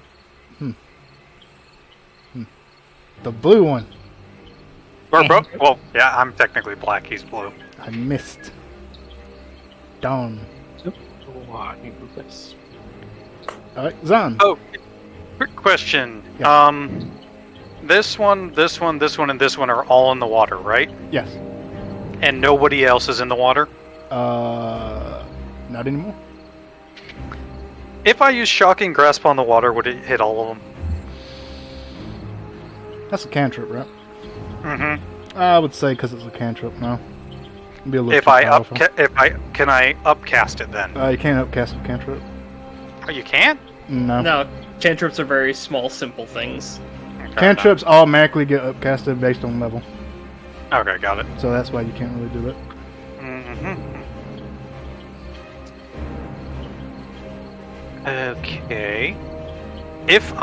Okay. So one of the things I was thinking is I shape water into icicles that basically spear up from the bottom of the stream into a creature. How would we do that?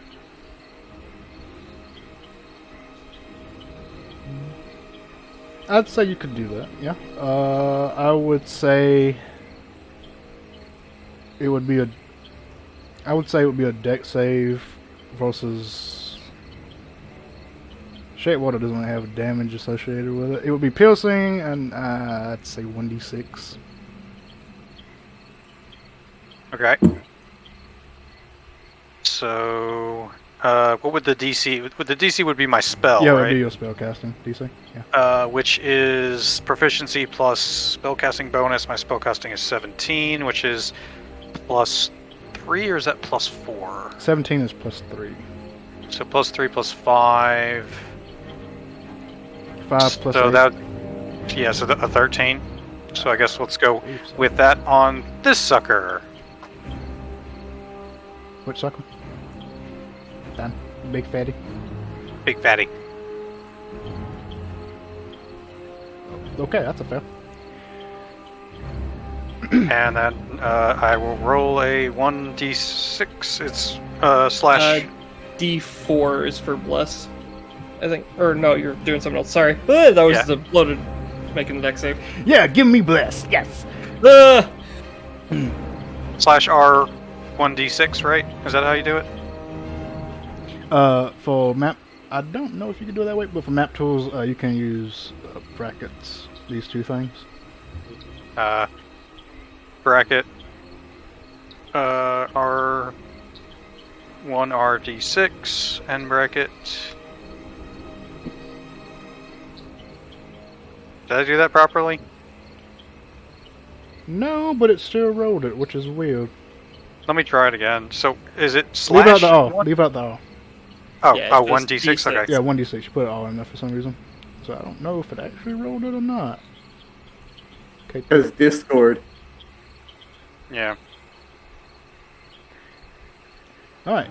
You cause icy spikes to erupt from the water and into the bloated zombie-like creature. I also am, as a bonus action, am I allowed to do an unarmed strike? Or is that only monks? Oh, you a monk? Because I have claws. I have You claws. gotta be a monk. You gotta do that. Okay. You can use an action to do that, but to do an unarmed strike as a bonus action, you gotta be a monk. Okay. So you can't do offhand attacks because, like, since I have 2 claws, I figured. Well, there's a few caveats. One, unarmed attacks or actions. So you couldn't do it as a bonus action. The only reason why you can do it as a bonus action is if you're a monk and you do key stuff. I just know that, like, people who fight with 2 who do wield can attack with their offhand. Yeah, but they have to be weapons, light and finesse and fists or strength based, not dex. so- Okay. Fists are not light finesse weapons, oddly enough.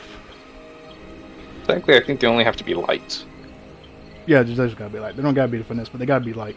Fists, for some reason, aren't technically considered light.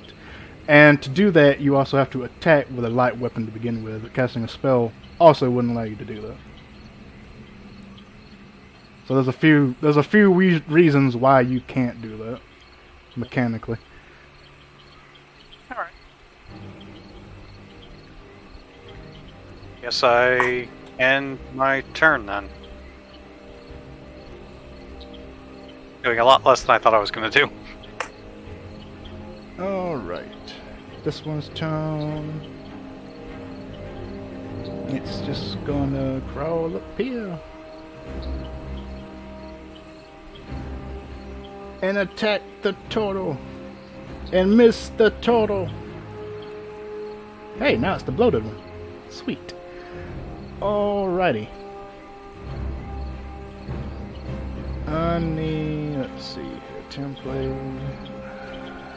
Color. Is this right? That ain't right, is it? Hold on. No, that might be right. Own. Yep. Alright. What is it like? Is it like that? Could be like that. Yep. It's. Oh, Think it what, might is be- it a 10-foot cone or a 15-foot It might be based cone? on it. Look, I think that's right. I never got why people chose that shape. That's just not a cone. I don't know. Alright, I need you three to make me a deck save. Also the And you skeleton. two do have bless. Also the skeleton.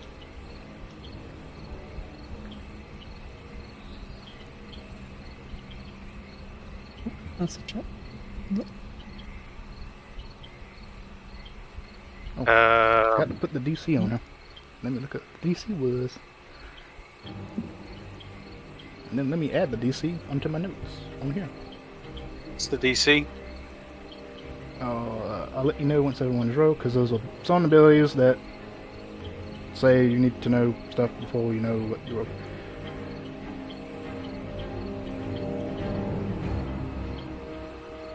I rolled a natural 20 for a dex save. How the hell? No, you didn't. Actually, you did. You have a negative dex. Holy shit, you did. Yeah. I rolled a 14 because of bless. Alright, you all 17. succeed. So Does the skeleton succeed? Skeleton does succeed because it rolled 12. Well, there's 2 of them. Is he in it? Oh, he is in it. Holy shit. Wait.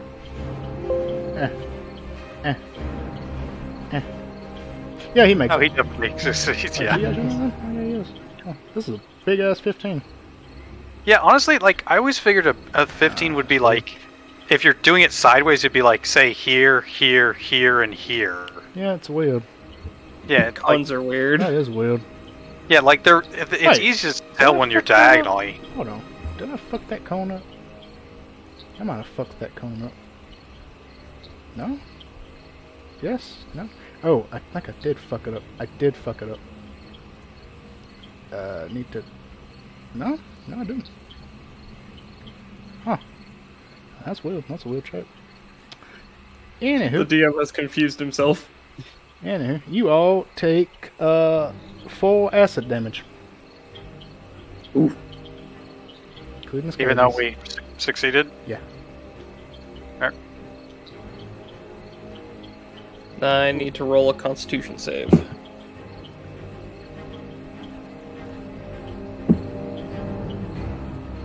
I think you did it.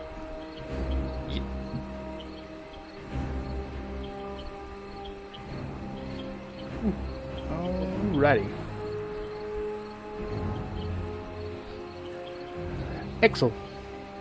Okay, so I will attack Swamp Skeleton 3 with my short sword. Yeah. Fortunately, that is You a have miss. bless. Bless. You do have bless. You Oh, do have yeah. bless. Roll that bless.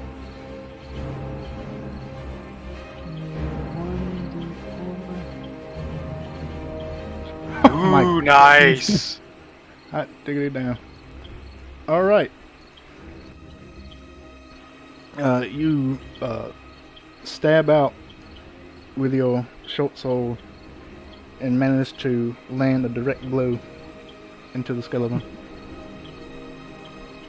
piercing its rusted armor. And I will use a non-armed strike as my bonus action.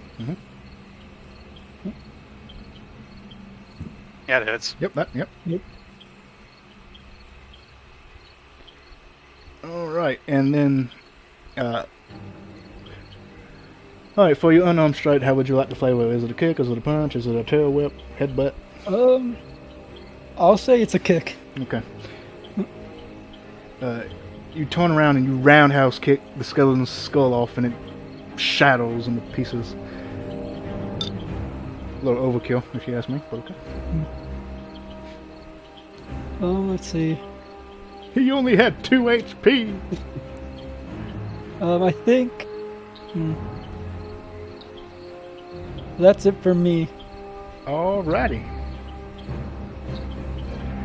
Swamp Skeleton 2. Alright, it is the one just below the ice. So it is going to move out from under the ice. Attack of opportunity from me. Yeah. And from Bo. I just have my claws, and I didn't have time to put my daggers or anything like that. You just want me to roll claws then? You could do what, either one. Your dagger would just be the 1d20 plus whatever your dex or strength is, depending which one you would want to use. I'm just trying to see if this works. Oh, yeah, okay, it does work. Yeah, it works. Okay, so the first one goes off, it's a 10, I miss. Yeah, 10. Well, Bless! roll bless. Roll bless. Oh, wait, bless, yes, yeah. 19. 13. That is a hit. Okay, it does 4 slashing damage then. Alright. Oh, Beast Claws attacks. 17 with the bless, that hits. Where's my damage? There's my damage. Okay. That's a big meaty 8. Oh wait. Look at them big meaty claws. Oh, and I'm also enlarged, so. That's 12. an extra 1d. Okay, he's dead. Yeah. You go low, I It go was low, you go high, kind of thing. Yes. it was alive on 1 HP, so that enlarge actually paid off. I clawed its knee out while you basically just torqued the torso off of it. Yes. Alright, Elbin. Back to you. Okay, so no matter the answer to this question, I am going to be going away from this zombie. But Okay.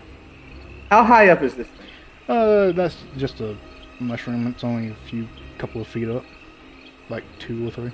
It's just a very large mushroom. Okay. Well, I'm gonna just go ahead and leave this guy. Okay. He can't do anything about it. Alright, I can try.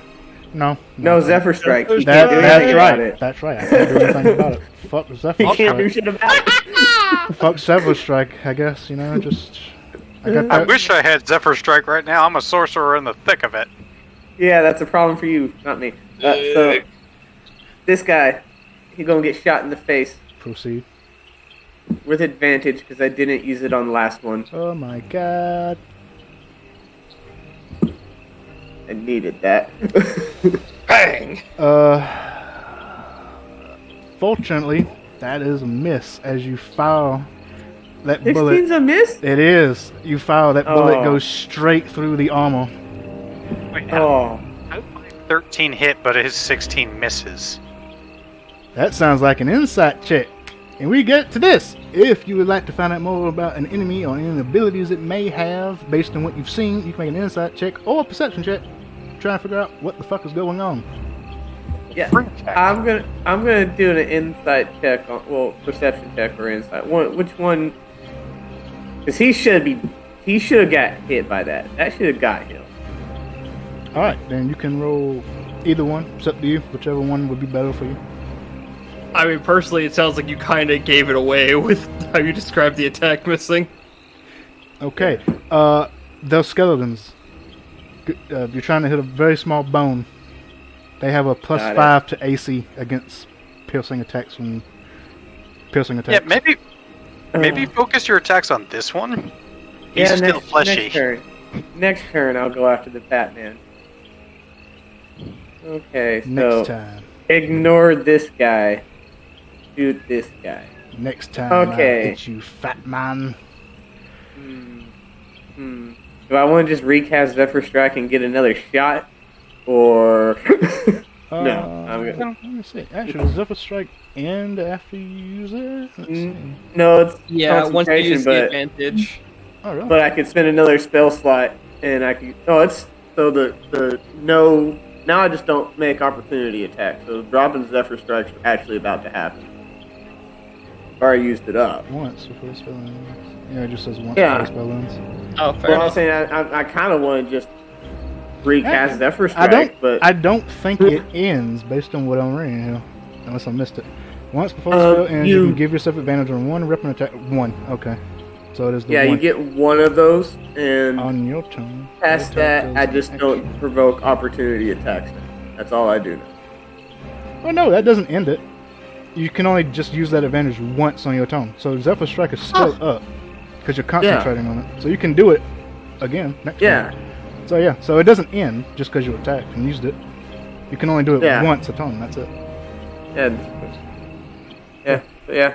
So if you Zephyr have Strike- multi strikes, you can only use the advantage on one of them. That's true. Yeah, so once I hit level 5, I get 2 attacks, but one of those is always at advantage as long as I have Zephyr up. Yep. There's reasons I take Zephyr over Hunter's Mark. They must have changed that since the last time I read it, because it used to be like doing that attack used it up. Unless how that it used to macro's wrong. be, or how it was always worded for my DM, is after you get your advantage and your 30 feet bonus, the only thing that persists as long as you have concentration is the no provoking opportunity attacks. 'Cause that's just how it is. While under the spell, you don't get that. So after Fair you enough. use your advantage and use your 30 extra feet of movement, all you do is don't provoke opportunity attacks. So that's why I only ever used it for first round. Once before the spell ends, you can give yourself advantage on one weapon attack roll on your turn. Doesn't say. Yes. Doesn't say that it ends when you use it. So it's still Yes, going. but it says but it does say once before the spell ends. Yeah. So you can Mm. only Do do it the once. advantage attack once. That's Yeah, We're that's all how- arguing that's the how we same thing. That's fair. No, that is actually a difference. That is a difference because it says once before the spell that's ends. what they did. So it's I was gonna say once, that's how all one this was time. ran for me. But I wasn't gonna try to stop you from giving me the advantage. Oh, of I was course just you saying wouldn't. What's always been done before me. Of course you wouldn't. So it caught me off guard when you were like, "This persists." I'm like, "Hold on, pause." So he still has the opportunity attack immunity, and he also has 30 extra walking speed, but he no longer has the advantage attack. Yeah, essentially. Yeah. Oh I'm no, good. this I is end my turn. this is a weird one. The fact that it says I'll end my once turn before. here. The fact that it says Yeah, I'll once end my before. turn. I would just say, fuck it. You can continue to do it. Freaking Oh. Wizards of the Coast are not known for their very good grammar. Hey, DM said do it. I'm gonna do it. I'm pretty sure that's what I did for. I'm not gonna argue Names- with you. names You or are the something. boss, sir. You are the boss, sir. I'm not gonna argue. That's a weird one. Damn you, Xanathars. I will continue to take advantage when I shoot my gun. Thank you. Oh look, it's this one's turn. And Oh, you dick. the skeletons, they don't go and they go. Yeah. 19. Does a 19 hit you? Yes. Yes. Yes. 8 piercing damage as the rusted, broken blade pierces your flesh. I'll make my saving throw. Why would you need to make a saving throw? I took damage while Concentration. concentrating. You Duh. failed your saving throw. Oh, there goes Zephyr Strike. Oh no. Wow, we argued about it for no fucking reason. I knew it was gonna happen. Enforcer! Alright, and Force is gonna turn around and see what's going on behind him here with Elbon. Bullshit. It's bullshit. He's saying that actively. He's gonna turn to look at the skeleton currently pursuing Elbon and just, in kind of like a quote from a passage, just gonna be like, "The first step, spark the forge." Oh my god. Doesn't this do extra to undead or something? No. Something does extra undead and I don't remember. That's a different one, but Different one. Dexterity saving throw. Good thing I'm a skeleton. Okay, I didn't really need Dang. a good thing I'm a skeleton, but yay. and then he will turn to look at Elbon and with his bonus action go, "Be reforged in sacred fire," and cast. Where the hell did I put it? The target gains no benefit from cover for the saving throw. I need to look at that. I'm gonna go ahead and cast this at second level just to help you out a little bit. Oh, Ah! hold on. When you say sacred flame, Mhm. oh, how much am I healing? 9. Okay. Are you catching me on fire to heal me? No. No. He's casting Sacred Flame on me and then he's healing warding you. Oh, Healing flame. Because healing ward is a Yeah. bonus action. Just Sacred Flame is a as, cantrip. as like just a like when the sacred flame misses, it just kind of sparks around, and it's just like a gentle warmth around Elbon now. I feel warm, Cozy. cozy, even. Yes. Yes. Where's my co-taster? And that will end my turn. Alright. This one's still alive. Hey, it's still alive. I'm going... That is a very scary looking bell. I'm attacking the bell. Hit me. I did. I did hit the bell. Yes. Hit me harder. Okay. Max damage. Damn. Take a 12. Nice. Take a 12, good sir. Doesn't even hurt. As it stabs deep into the feathery tufts of bell. This is the only time I'm going to allow an owl bell as a wild shape, by the way. Even though it's not actually an owl bell. Ah, damn. I mean, if it wasn't considered a monstrosity, I'll allow it, but it is, so I can't. Number 4. Oh, number 4's dead. That's a shame. Josephus. Rip and tear. Blight attack. That'll hit. Is that a crit? Nope. Alright, cool. By Wait. damage. On this one. I do it. Also, I am enlarged, so I can take some enlarged damage. Alright, cool. And then claw attack on the same one. Okay, cool. Here's my claw attack. Let me double check something. Blessed. Alright. These are all piercing attacks, aren't they? Oh shit, they are. Alright, so 25 still hits. 20 still hits. So they still hit.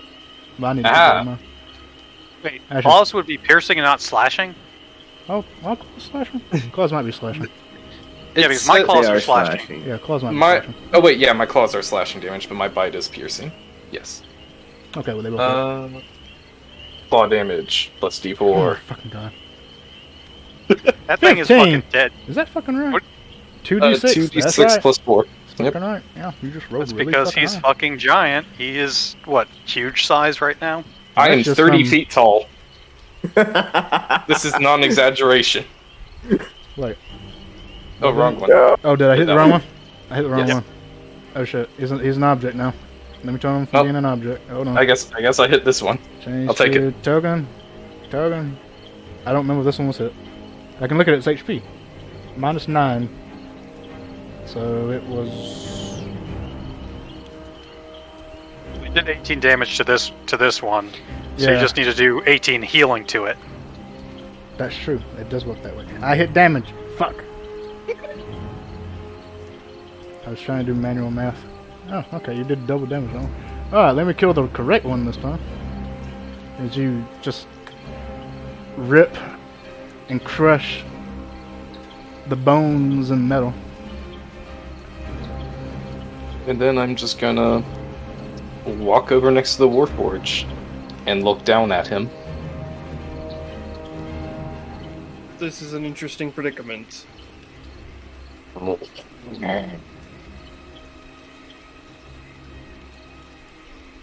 Hi, in turn.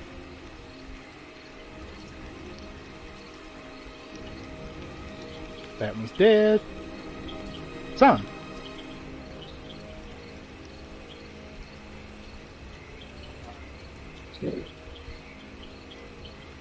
Son? I'm trying to figure out what I want to do. Okay. I don't want to burn Misty Step, But you could. but I could. Since I'm not in the water, if I used Chromatic Orb, changed it to Lightning, and threw it right in between these two, would it hit both of them?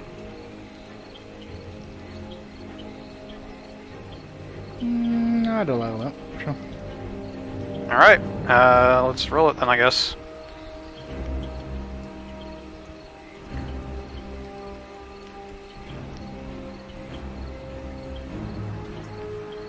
And that is lightning damage. 15 would hit both. Okay, good. And that is 11 damage to both of them. If I was level 6, I'd get a bonus damage because that's the type of my dragon is. Alright. You send an electrical orb into the water and electrocute both of the undead. One falling, crumbling into the murky water, and the other one still standing, jiggling. As I use the lightning, as I conjure it in my hands, like lightning arcs underneath my skin, and in my portrait you can see like the steam wafting out of my mouth just starts billowing out, and then I throw it, and I kind of like throw it down into the water.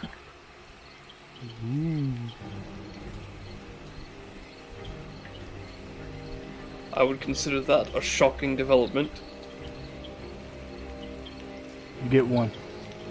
I was shocked at his decision. Alright, anything else?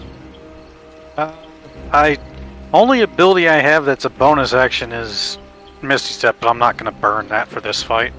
unless I get knocked down by a huge amount of health. Yeah, sorcerers don't get very many bonus action options. Nope. Okay, I am noticing something, and I'll let it go for now. But you do need a gem worth at least 50 gold What? for that spell.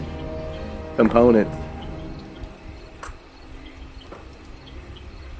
Wait, you do components? Yeah, I do components. Oh. Only the ones that cost gold. If it doesn't cost gold, I don't care about it. I'll just assume you always have it. If it does cost gold, you either need to buy it or you need to find it. Yes, But the way I I'll do have to games is, for the most part, if you have a spell that has a component, let me know what it is, and I'll make sure that it is available somewhere in the world. You just gotta find it or buy it. guess I'll have to rethink that spell.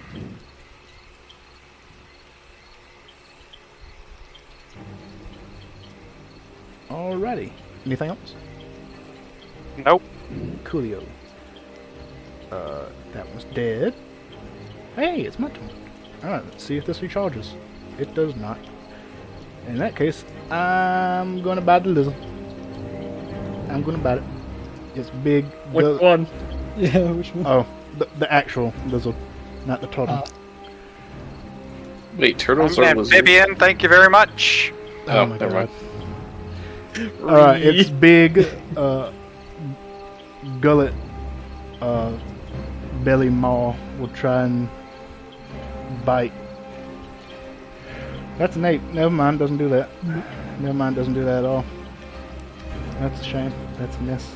It lunges forward and just misses with bits of acid spewing from its belly. Hey, Man, why would anybody use chromatic orb if it costs a fucking diamond? It's not a diamond, it's just a gem worth 50 gold. Yeah. It's on 5e tools. It says a diamond worth at least 50 gold. Well, diamond or gem, they're the same. it's It just But still, that's fucking expensive, man. yeah, it's pretty. yeah. Look at being a It's- wizard.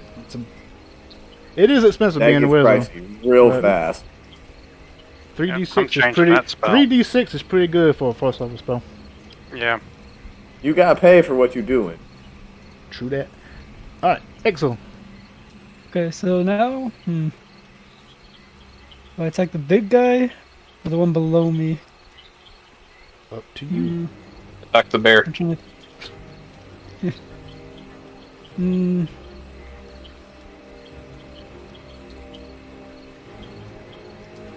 I will attack the swamp skeleton 5.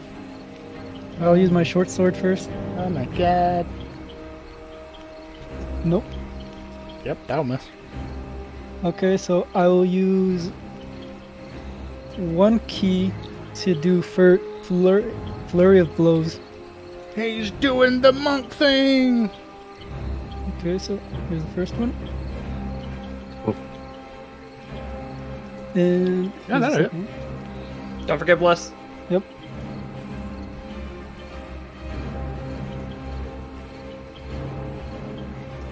Fourteen. Alright. Gonna save you a little bit of trouble here. Cause as you kick the skeleton, you kick right through the armor and sever the spinal column, and it falls over bent. Oh, I see. So if you want that second unarmed strike to go against that big boy, you can. Yeah, that's what I'll do. Okay, that'll hit then. Skeleton. You punch its jiggly mouth belly. That's a disturbing combination of words. I mean, look at it. It is literally a fucking plague bearer of Nurgle. I don't know what that is. Up a Nurgle. Warhammer 40k, Nurgle is the god of decay and disease, and they're literally like one-eyed monstrosities that he's the father of disease, and if you get infected by one of his diseases and die from it, you turn into one. Cool. Hey, That just looks like a big googly mouth guy to me, and I don't Don't- like it. It's very don't- creepy. Don't inspire the DM of 40k. That leads to bad places. hey, don't die to this thing. Alright, anything else? No, that's all I can do for now. Oh, he's dead. Elbin.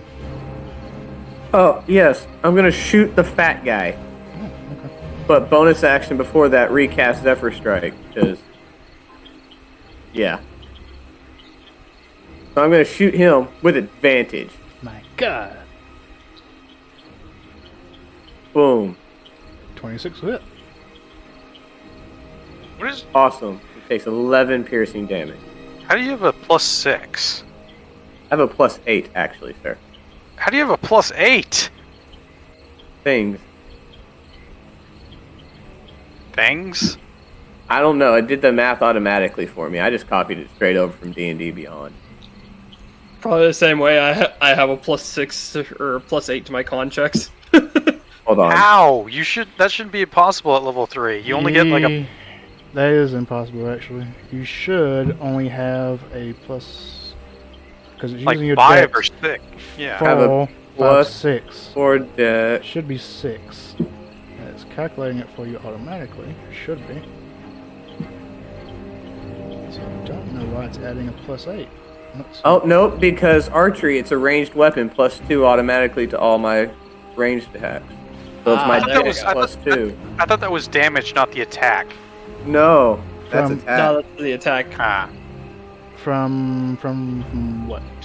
What's that plus? Fighting From style. archery. Oh, fighting style. I see. Yeah. There you go. That'll do it. Yeah. That'll do it. And don't forget the extra force damage you get from Zephyr Strike, so it's also 1 force damage for a total of 12. Yeah. Alright. You fire Oh. off your musket and a bullet pierces. Is he still alive Yes. after this hit? Yes. Oh, never mind. I'm not going to do this. My bad. I thought I was about to try to help this favored foe thing, but I got Zephyr Strike back up. So, nope. Let's keep going. Alrighty. That one's dead. Enforcer. Enforcer's gonna stoke the forge. He's stoking. I don't like it. I don't like it at all. It jumps into the fire. With a -1.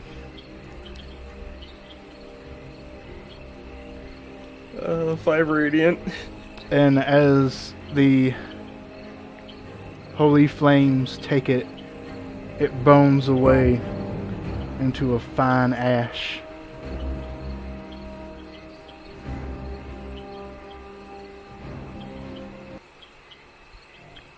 It's always so anticlimactic when I end the fight music. It just stops. Alright. Back to Swamp Sound. Congratulations. Back to Swamp Sounds. You have defeated all of the undead in this area. Awesome.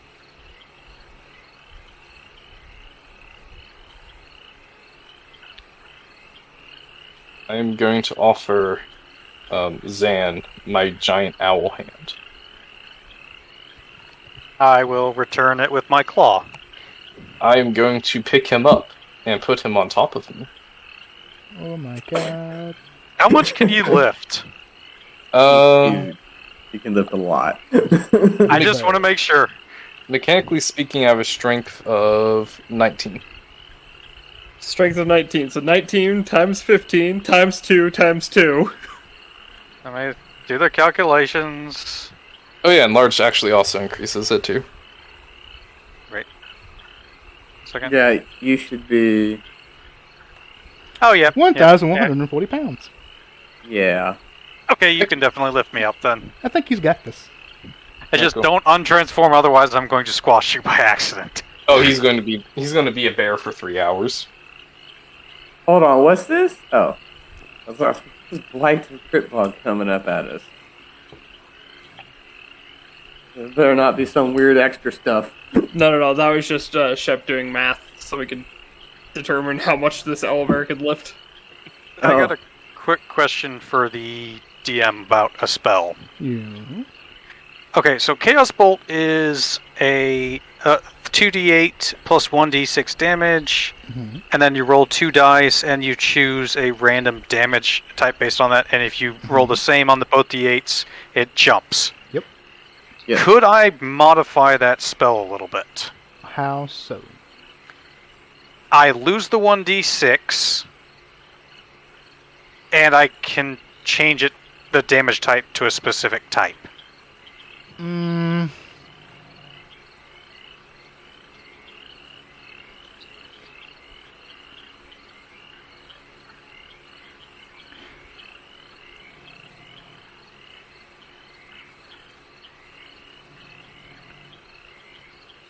Change it to a specific type and keep the if the roll is all the same, that it still jumps. The jumping part is up to you. I don't really care about that. I just want to be able to change it to a specific type, aka lightning. Yeah, I was figuring that's where you were headed with that.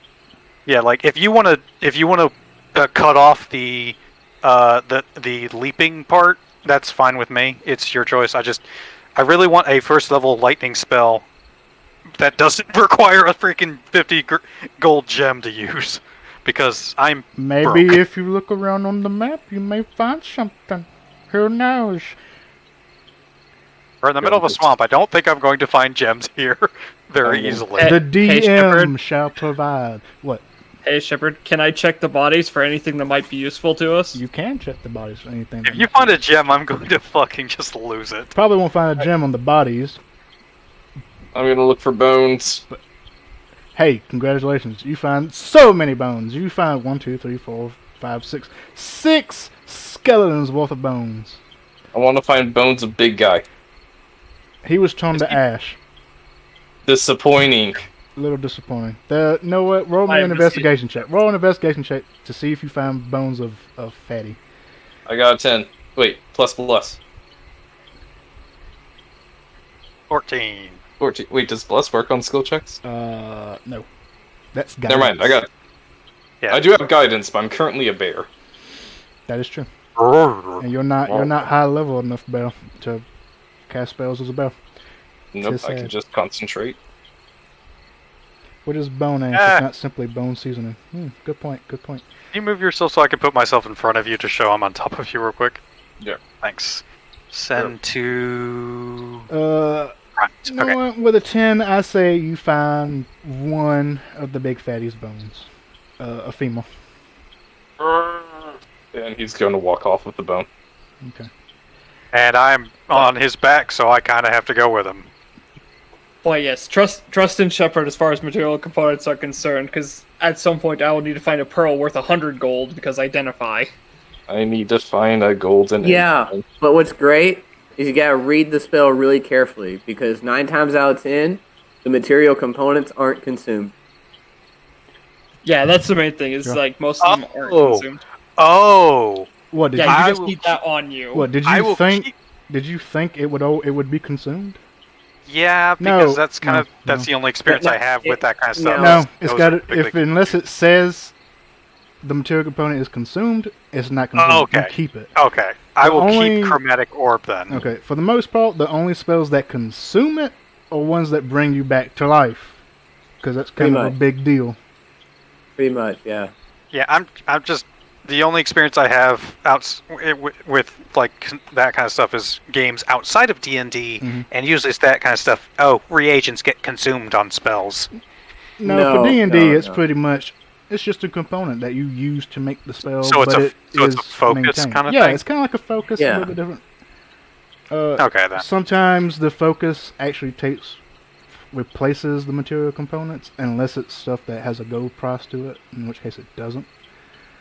Okay, then. That's kind of the reasoning behind having an arcane focus, is that it takes place of your material components, unless it has a gold cost, in which case it doesn't. Or in a cleric's case, holy symbol. That too.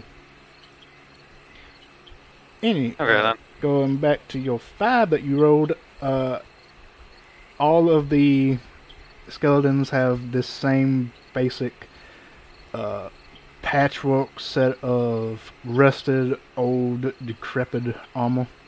Each one has a very worn, old short bow and a rusted, broken short sword. Sword.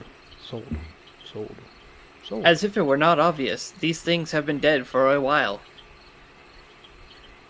Now let's pull them out. Yeah. Well, let's pull them out of the water so they don't contaminate it. Very well. Then I start dragging the bodies out of the water as best I can, considering they're skeletons. Yeah, I mean, we do the best we can, but I mean, Maybe put more emphasis on getting fatty out of the water here. yeah. Oh, he's been reduced to ash. Yeah, Fatty's then we're ashed. good. Bones end up in the water all the time. We're fine. But do they still have flesh on them, or are they picked clean at this point? These I have a skeletons, question for you. How many fish do you think die and rot in the lake that you drink from? more than you'd like to know.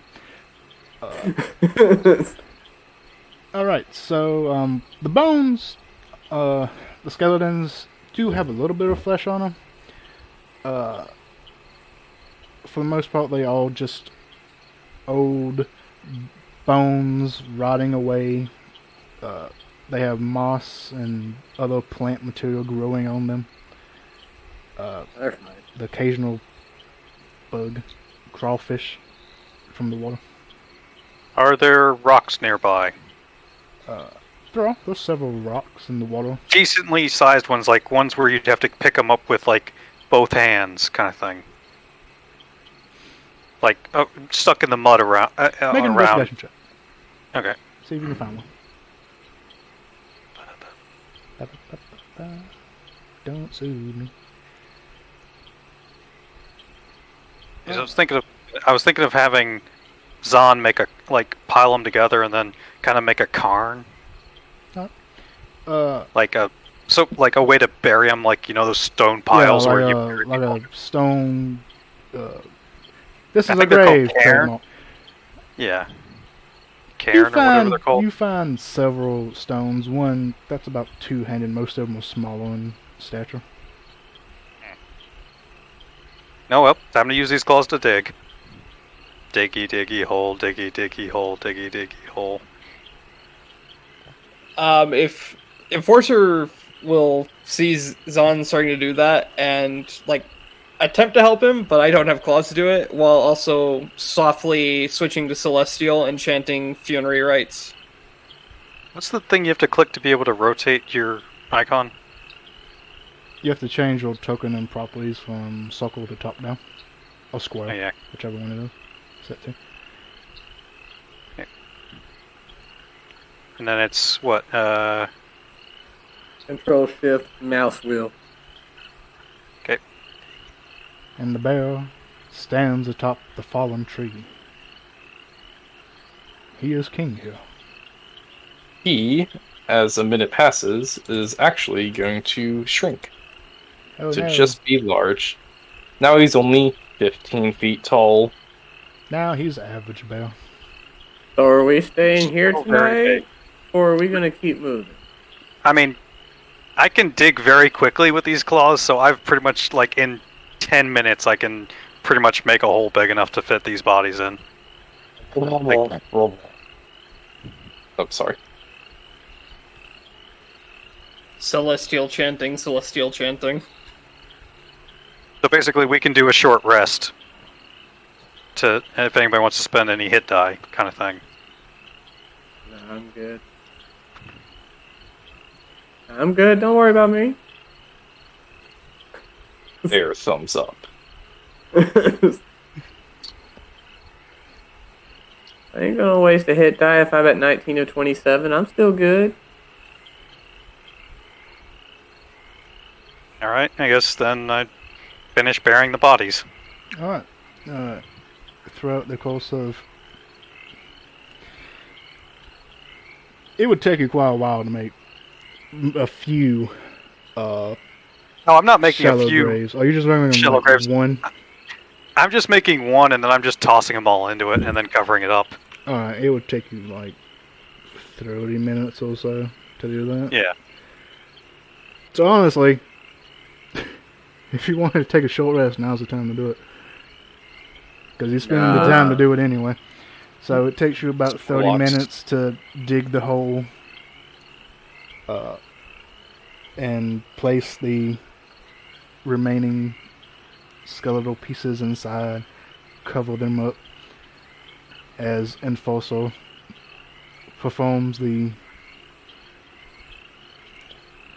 rites of burial. Assuming he actually took ceremony. Oh no, it's just a feature as an acolyte. Oh, are you fucking serious? Yeah, They it's just like made I'm the spell versed. useless? How dare they? Well, no, ceremony is magical in nature. Yeah, but it's cool. Yeah. Alright. And after 30 minutes so you are done. And Fossil finishes up his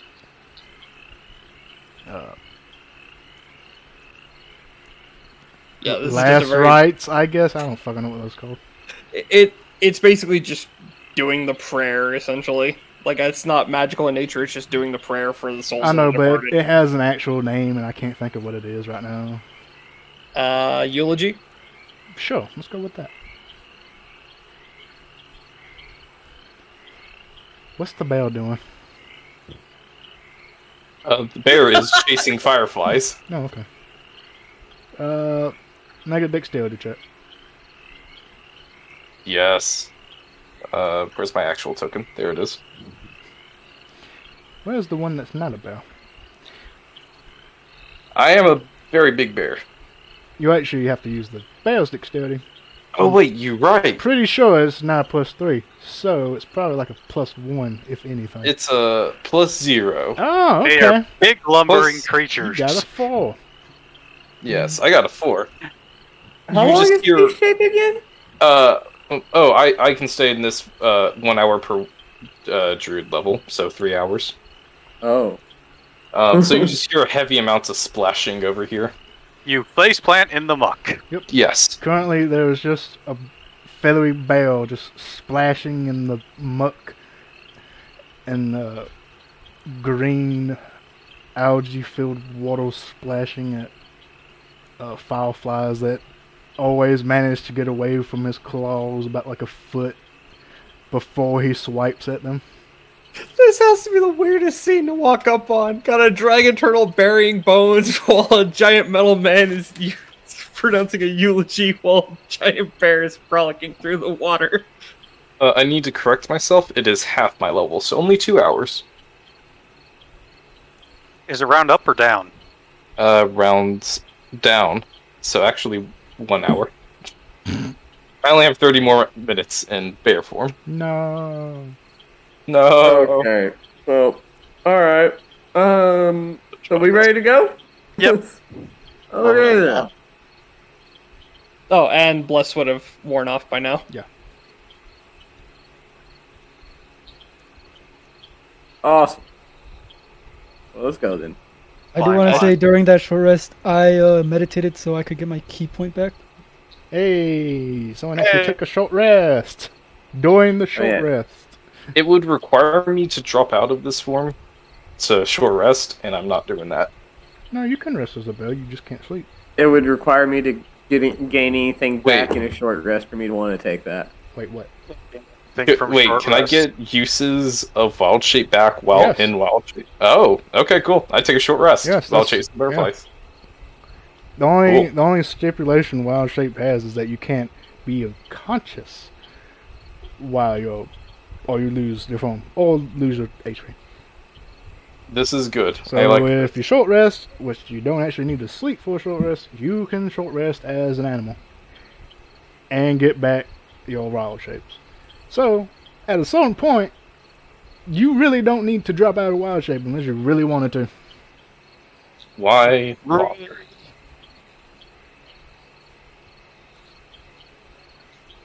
Up until it's time. Well, let's go fight more things. Oh, And the party ventures forward. Alright, so... We're a little bit past halftime. Actually, quite a bit past halftime. So let's go ahead and take a short break. Okay. Come back a little bit later, and we'll continue on.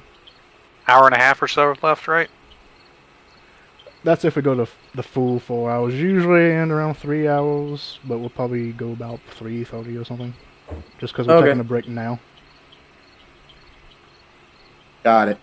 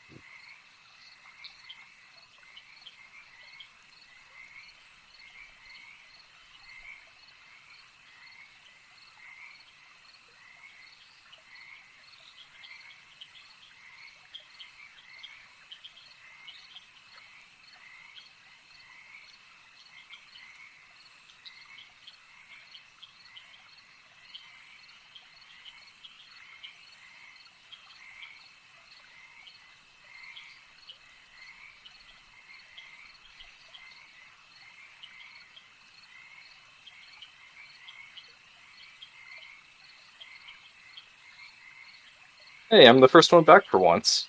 Yeah, I've been here the whole time. Shh. Don't ruin this for me.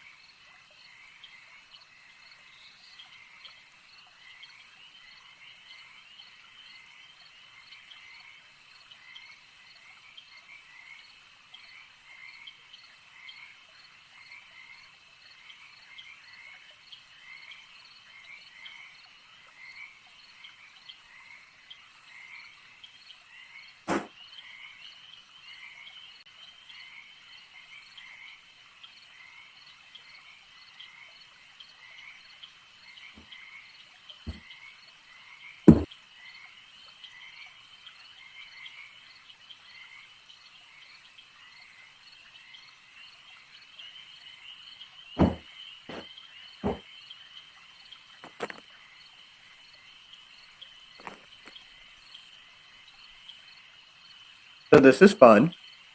I'm having fun. Oh, I am enjoying myself. Wee woo! We spent like 10 minutes arguing about Zephyr Strike just for me to lose it the next initiative round. This is the way of things. Right?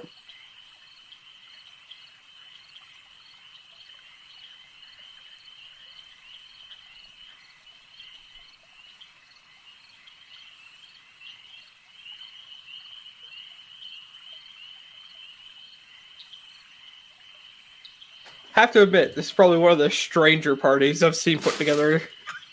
I don't understand what's so strange about it. We got a cleric.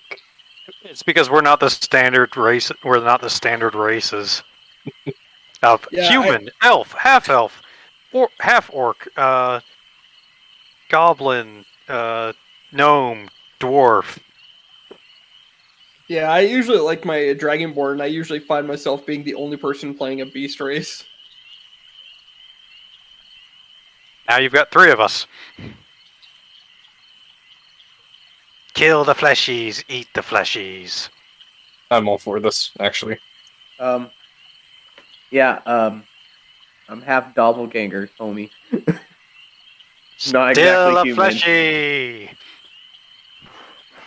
Oh yeah, technically we don't have a single human in the party. Yeah, we don't. I forgot that you're a changeling. I just happen to look human right now. But the thing is, the changeling is still a fleshy because amphibian, reptile, avian, metal man, fleshy. You should shapeshift into a large version of Josephus. I can do that. You I can can do actually that. champ shift into him. 'Cause I think yeah, it would be a large version of him. Yeah. Yeah, you can't change size, sadly. But you can be a big Josephus. Cleaver and all. Yeah. Is this like a big knot Cleaver, he doesn't scenario? get items. I can make myself look like any other humanoid race.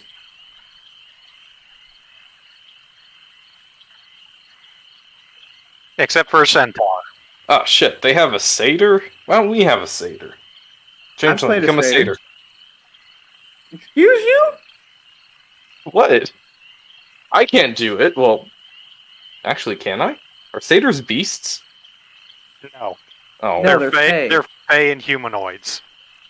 damn. You can could become a polymorph fawn. into one. You could become half a satyr. No, Become a he just goat. needs to learn polymorph.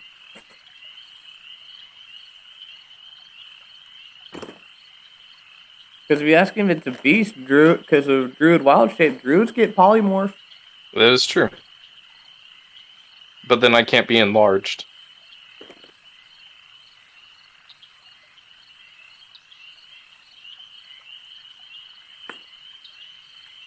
No, I'm saying for flavor, if you wanted just to turn yourself into into one of those.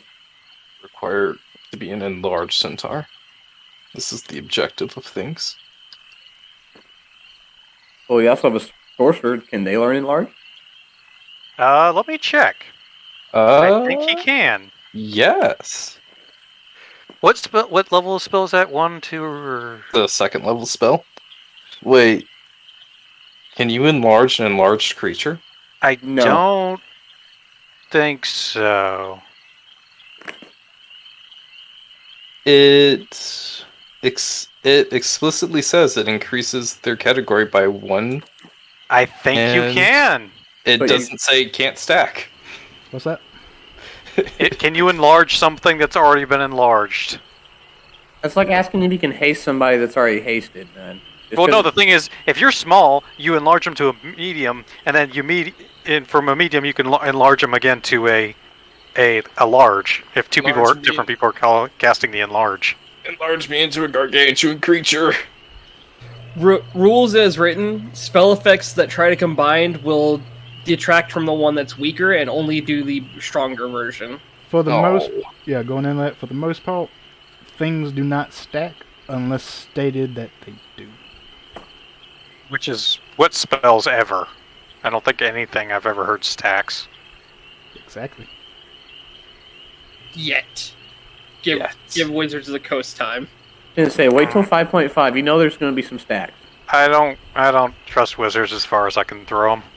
Not with some of the shit that some of the dirty laundry and some of the shit I've seen them do. Fair.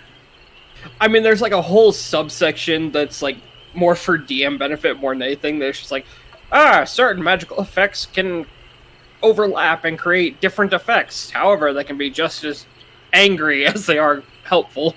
Stacking is for the DMs to use against the players, not the players' use.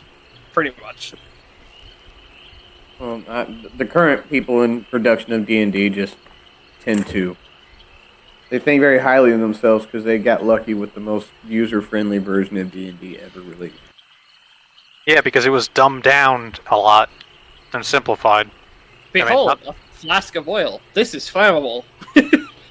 I'm not going to talk bad about them because if they decide to sponsor me, if they ever would, I would not turn them down. Thank you, Wizards of the Coast. If you decide to sponsor me. They know this is common complaints on it. They've addressed it I themselves. like 5e. I like that it's simple. I like simple. My Yeah, motto it- is keep it simple, stupid.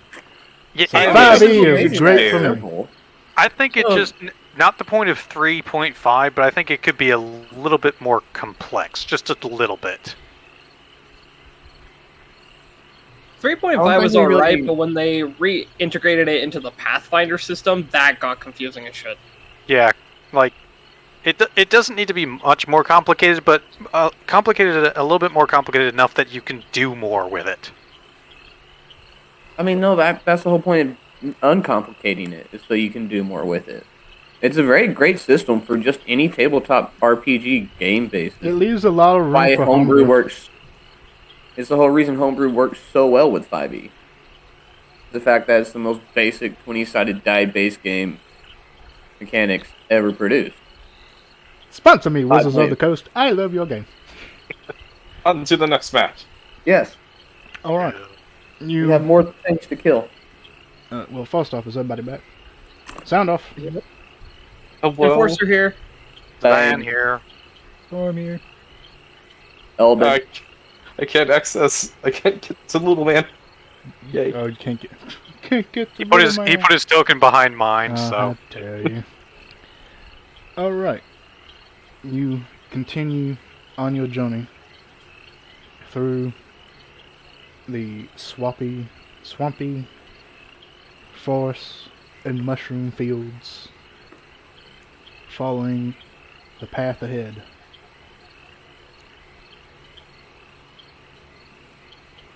As you journey, you see a sign along the road that says Moke Lake,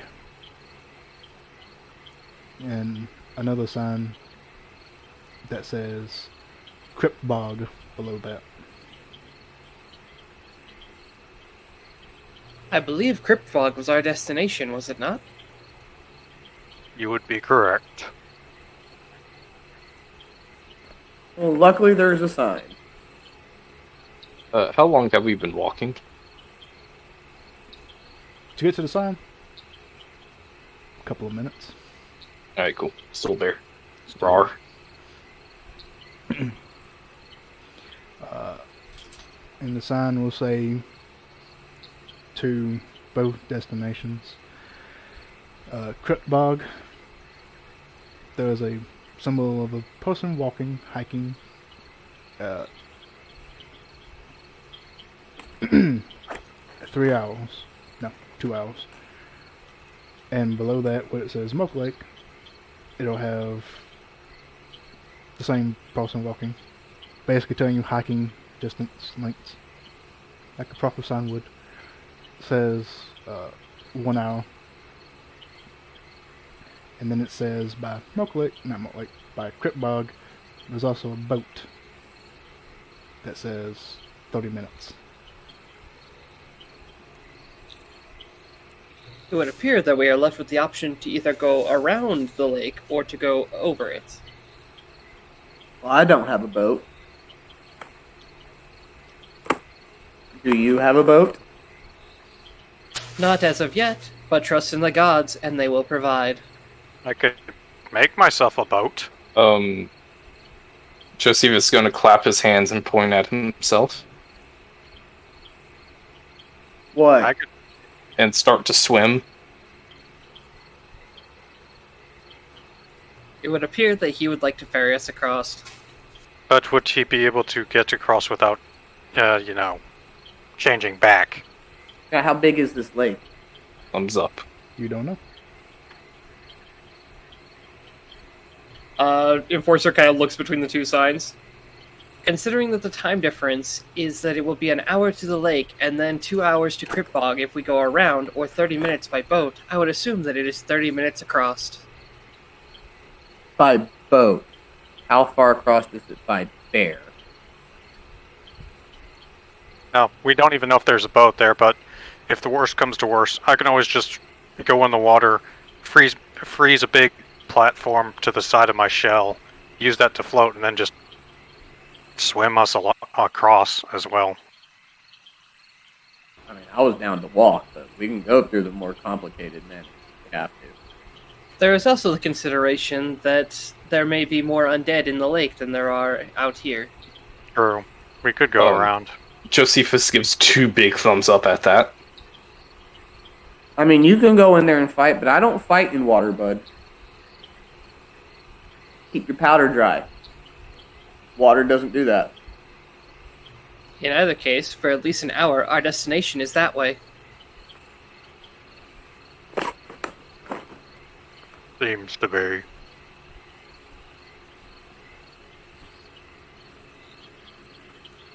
I mean, y'all's choice. Let you know I'll be hamstrung if we get in a fight out there in the water. That'd be best chance to go around then. It's not like we're on a time crunch after all.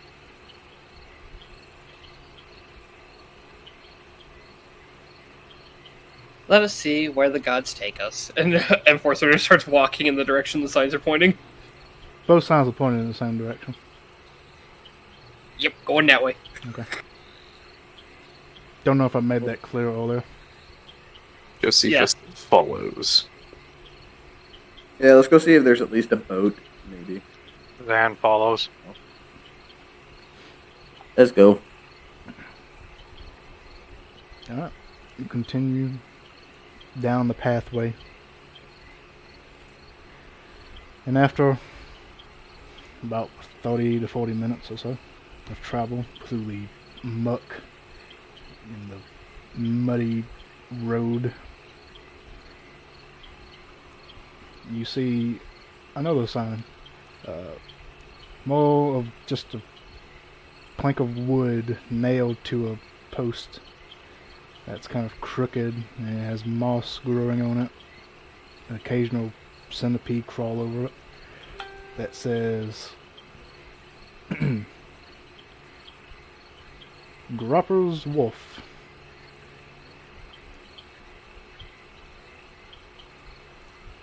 Did you say wharf? Yes.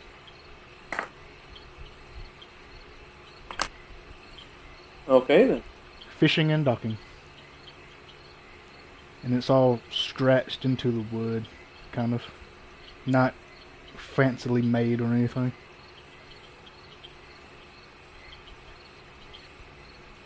It would appear that someone makes a living out here.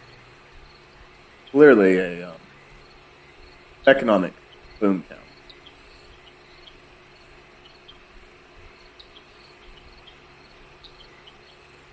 Let's see what he has to offer.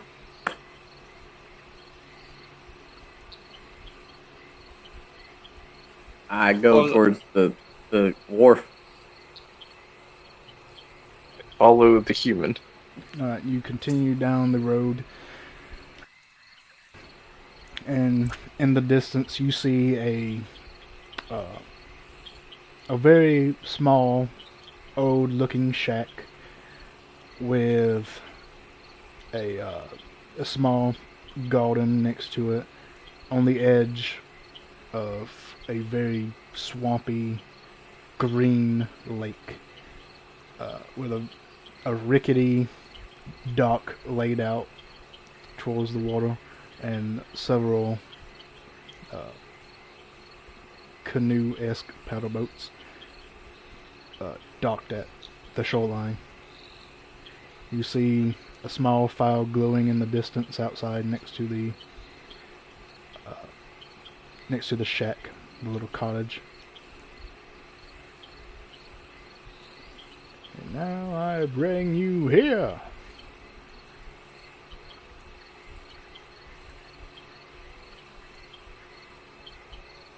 You're also not a bear anymore because it took too long. Yeah. Oh wait, before I just go walking up to this dude's place, has it gotten dark yet? Currently,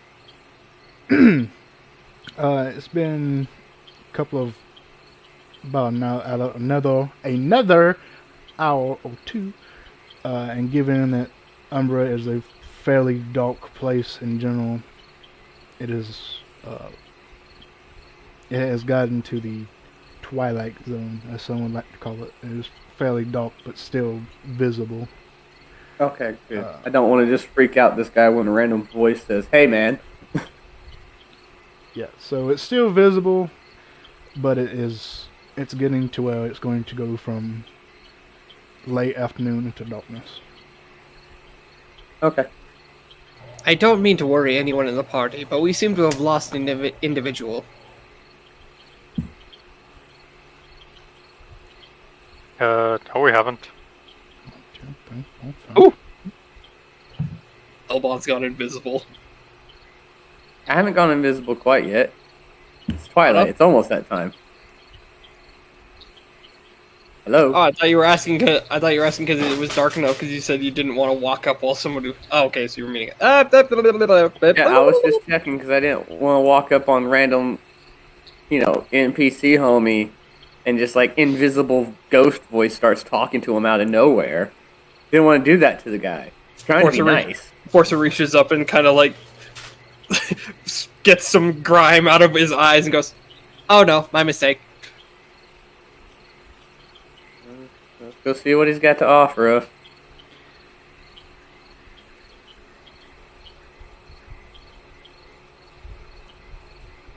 Alright, and as you approach the small cottage, you see a very small individual sitting by the fire. They are wearing almost nothing, really. They just have a small shawl that seems to be made out of hay and a straw hat. And they are holding a kind of like a wooden spear by their side, and they're currently holding it with their feet and calling it with one arm.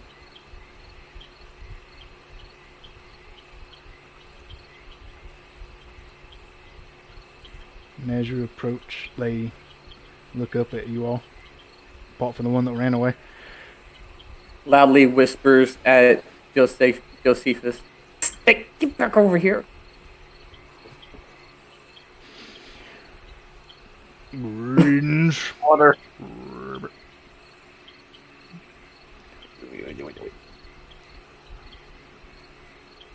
How may I Yeah. help you find folks today? You have a cauldron and hot water.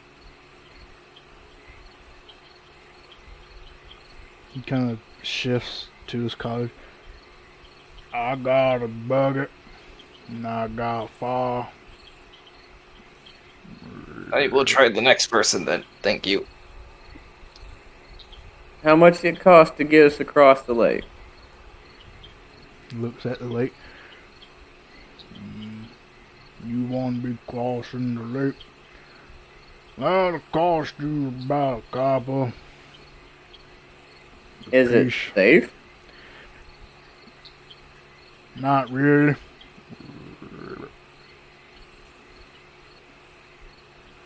But you gotta cross the lake, that's how you do it. How big is lake? How big is the lake? That lake's about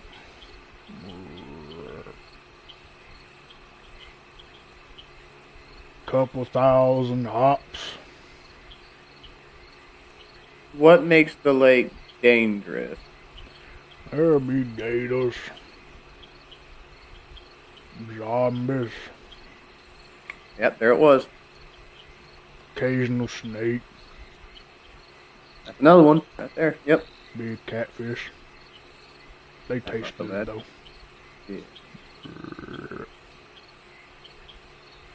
The zombies and the snakes, those could be a problem. And the gator.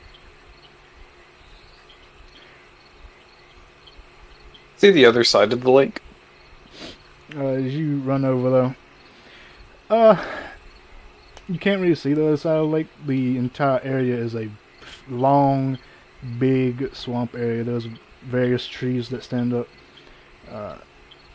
The area you're currently at kind of goes off and then twists to a different area. It doesn't seem to be so much as a contained lake as various river systems that all coalesce into big pools forming a lake, the entirety of which seems to be referred to as Milk Lake. various rivers and tributaries.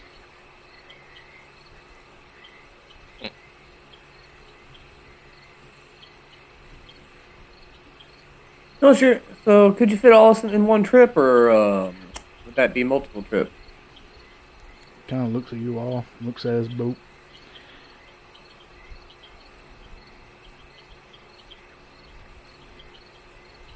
I think you could all fit in one boat.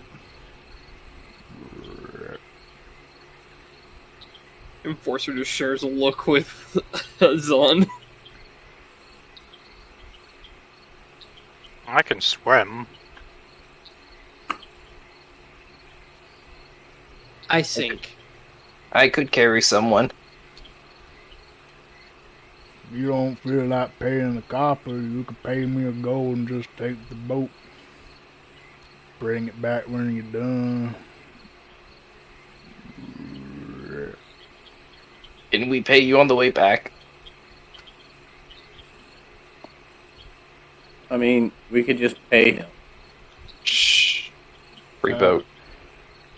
Persuasion check. With disadvantage, because they just said something.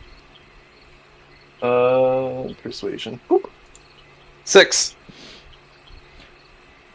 That's bad for business. Yes. So, a copper you take us, a gold we take your boat. Bring it back when you're done. Keep it longer that way, I guess.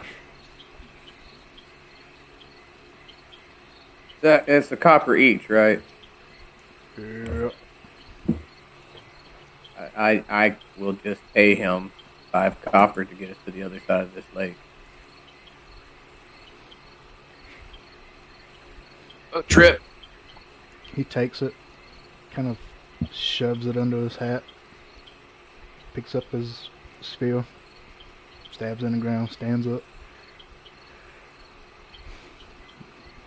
Alright. Let's go. You know where you're headed. I believe our destination is the Cryptbog. Yes, that place. Why you headed there? We have been contracted to deal with the ravenous dead that have been a problem plaguing your area as of late. We're gonna kill things. Yep, that's a bit of a problem. I'm gonna get in the water and I'm gonna help by, like, I don't know, like pushing it along while I swim, kind of thing, to help make us go even faster. Because I can hold my breath up to an hour. Force is going to very carefully set himself in the middle to make sure his weight doesn't throw things off. Okay. Josephus is the king of the world at the very tip of the boat. Alright. Alright, you all climb on the boat. With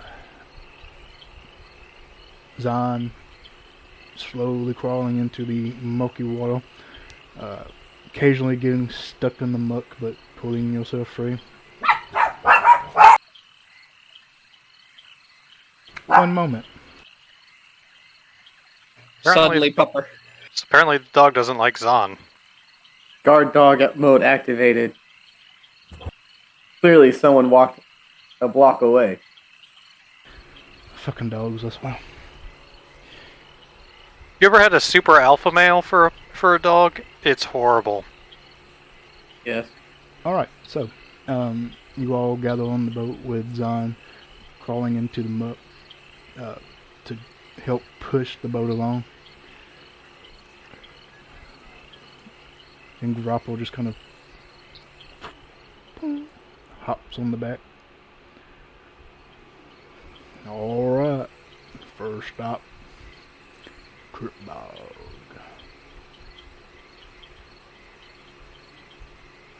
We have other stops. I don't know, I just like saying it. That's fair. He takes one of the paddles, puts it over the side, and against the rickety dock, kind of pushes off with his one arm. You float out a little bit. Dips it in the water and starts paddling. Slowly.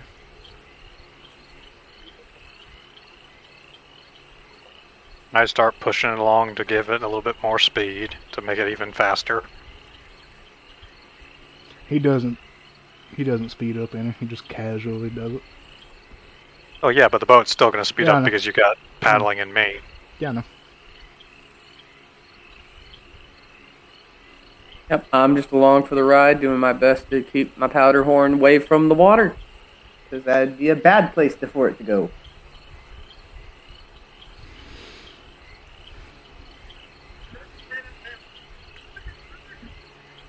Alright, and as you now go along with the grapple through the different channels and tributaries. Yeah. Occasionally you all see the various wildlife he was mentioning earlier. The occasional alligator ducking under the water quickly. I want to challenge one of the alligators to a fight. Good lord. Okay, do you? Intimidation. Okay, how do you try to intimidate the alligator? I puff out my chest and make myself look big. Which is actually legit what some owls do. Yes. Alright, you do that, and one of the alligators that's kind of about 20 feet or so just bloop under the waters. Know your goddamn place. Enforcer just has his mace out as a bonk stick right now. I got my head under the water so I can see them. Anything coming? Perception check. Disadvantage, because this is very mucky water. You can really only see about 2 feet in front of you.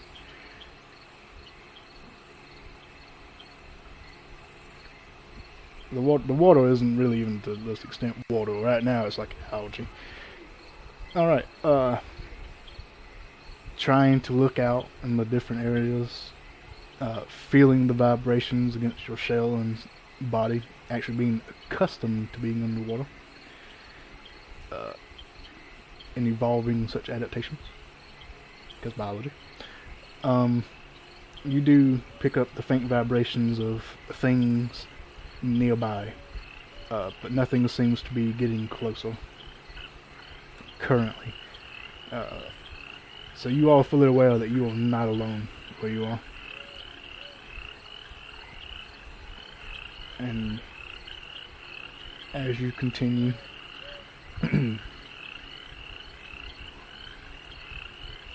eventually grapple takes you into one of the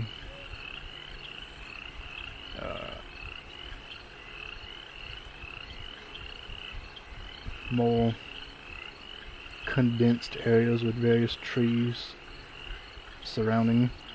Nah, didn't grab your tokens!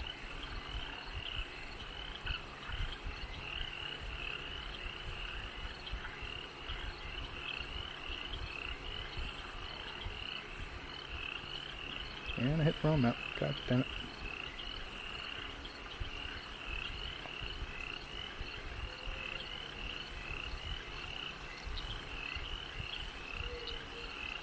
Oh.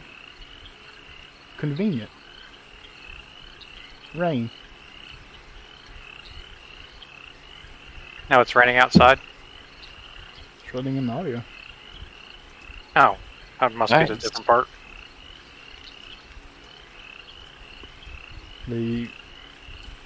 This map actually has rain on it, so that's actually convenient.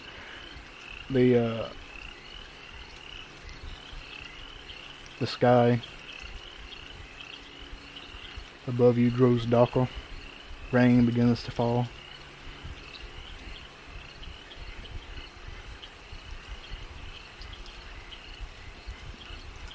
Let's see here.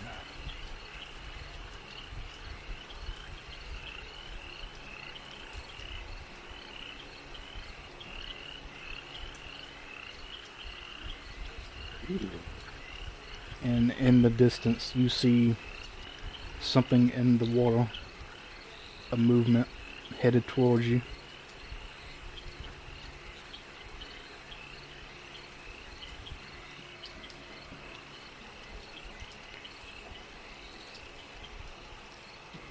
I pick up my head and, Oh, that's right, you in the water. I forgot. yep, I warned everybody something might be coming toward us. Get ready. Yay.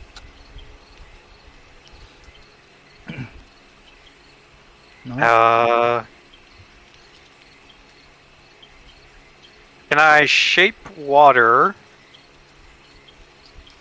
underneath the water and use it like an echolocation?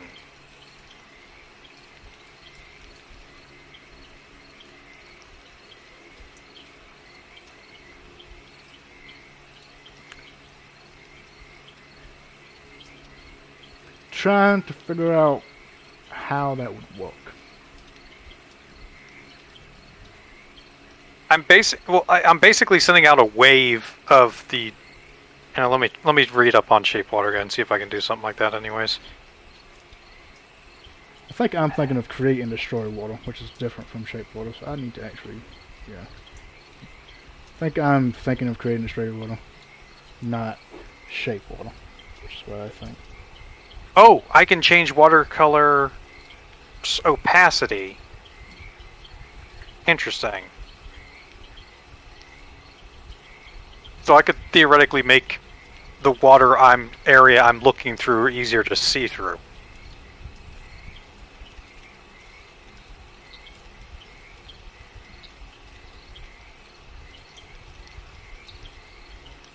Would that work instead? Trying to pull the spell up here, but my phone is not fucking doing it. Here, I can paste it. I can. Oh yeah, you got the macro, don't you? Yeah, just hit the macro. Yep. Here you go. I'm pasting it in chat now. Phone internet's fucking up with this. Either that or the website got taken down again. Who fucking knows? 5e Tools is up. It's just it takes a while to load stuff. It's taking longer than it should. Anywho, let's just read that.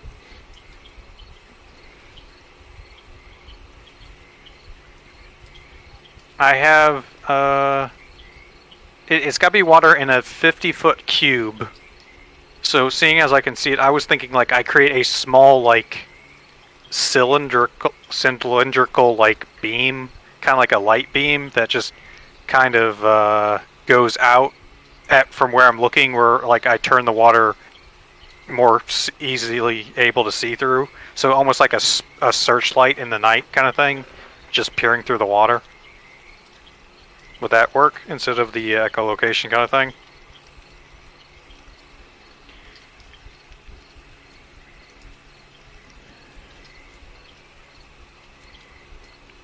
Alright, so you're thinking of basically clearing the view to whatever is moving in the water. Is that what you're trying to tell me? Or like in the direction of whatever I'm looking. So it's like a moving like cylinder of cleared water wherever I'm looking that follows it. That would work if you were above the water, because you're under the water. You would still have that vision block between you and the clear water. But if you were above the water looking down at it and you had that clear part above you, you could see where that area is. But since you're in the water, like if you poked your head out, you could see. It would walk. But while you're in the water, you still have that layer blocking between you and now the visible portion of water. See what I'm saying? Maybe poke my head out of the water and then do it. Then? Yeah. If you poked your head out of the water, you could do it, and it would have to be at the surface level, 5 feet down. That 5-foot cube, but you could do it like that and kind of like use it as a spotlight. Well, it says it's the amount of water equal to within a 5-foot cube. It doesn't mean it has to be like a 5-foot cube. It just has to be the equivalent amount of a 5-foot cube, you know? Fair enough. Okay, now I could allow that. But the distance between that cube, that bit of water, and you is a little bit too far. So the movement is like right here. Okay, got it then. So it's too far to do that, but that's something to keep in mind. Can I do it so that it goes ahead of here, so that the owl can see what's coming? What is the range of shape water? Because you don't have the range on there. Because it says 30 feet. 30 feet. So 30 feet, and then that 5-foot area. Then yeah, you could do that. Yep. So I can kind of like do this area right here. Yeah, that could work. I'm gonna poke my head out and say, Josephus, we got something coming from the front. I'm gonna try to clear up the water in front. Tell us what it is, or at least give us a heads up right before it hits. I will attack it indiscriminately. Everyone sees this ripple, by the way. It's not faint by any means. It is pretty large and obvious that something is headed in your direction. So you actually know what he's talking about. Currently it is right here and it's moving toward you. And I'm going to swim around to the side, and I'm going to try to expand that clean, like the visible area out farther, so we can see it from see it coming from farther away. Okay. So Can maybe now to here-ish. Maybe it's a little weird because water volume. Yeah. It's a little weird. Okay. It's without actually knowing how much volume of water is in a 5-foot cube. I couldn't really give you a good answer.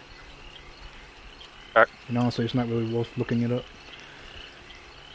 Can I identify what it is? You can give me a perception check. I can do that. So basically, all this is before 24. I continue. Nice. Before I continue on, all this is happening within 6 seconds. So try to keep in mind whatever you're doing is within a 6-second span. Gotcha. All right, as you look, this fucking dog, I swear to God. As you look into the water at where this shape is coming from, you can just barely make out a skeletal visage that is just below the water, about to poke through. Good news, everyone. It's a skeleton monster.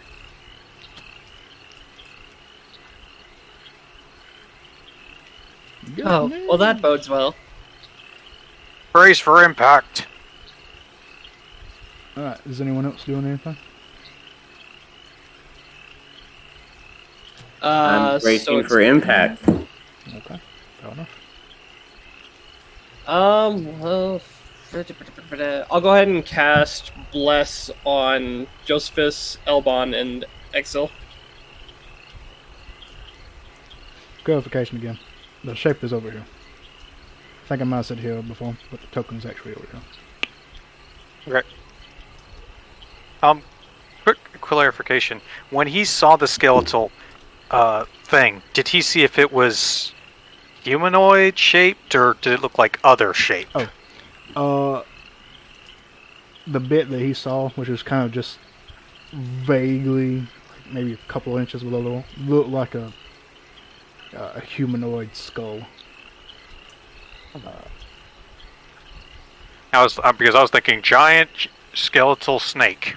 Okay. No, it's a humanoid skull. That would be pretty cool too, but not yet. Have ideas. Alright, who all are you blessing? Josephus, Elbon, and Exil. Okay.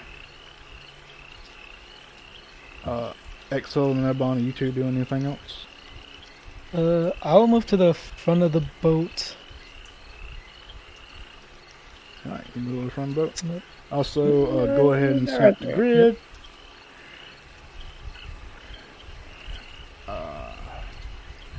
Gonna go ahead and say we probably won't get into combat right now because we all going about 3:30, and I said we'd probably end around 3:30 some hours. So probably won't actually get into combat, but we'll get into the this is the bad guy, kill it. I have two quick questions. Yeah. Because I'm a turtle, am I at disadvantage in fighting in the water?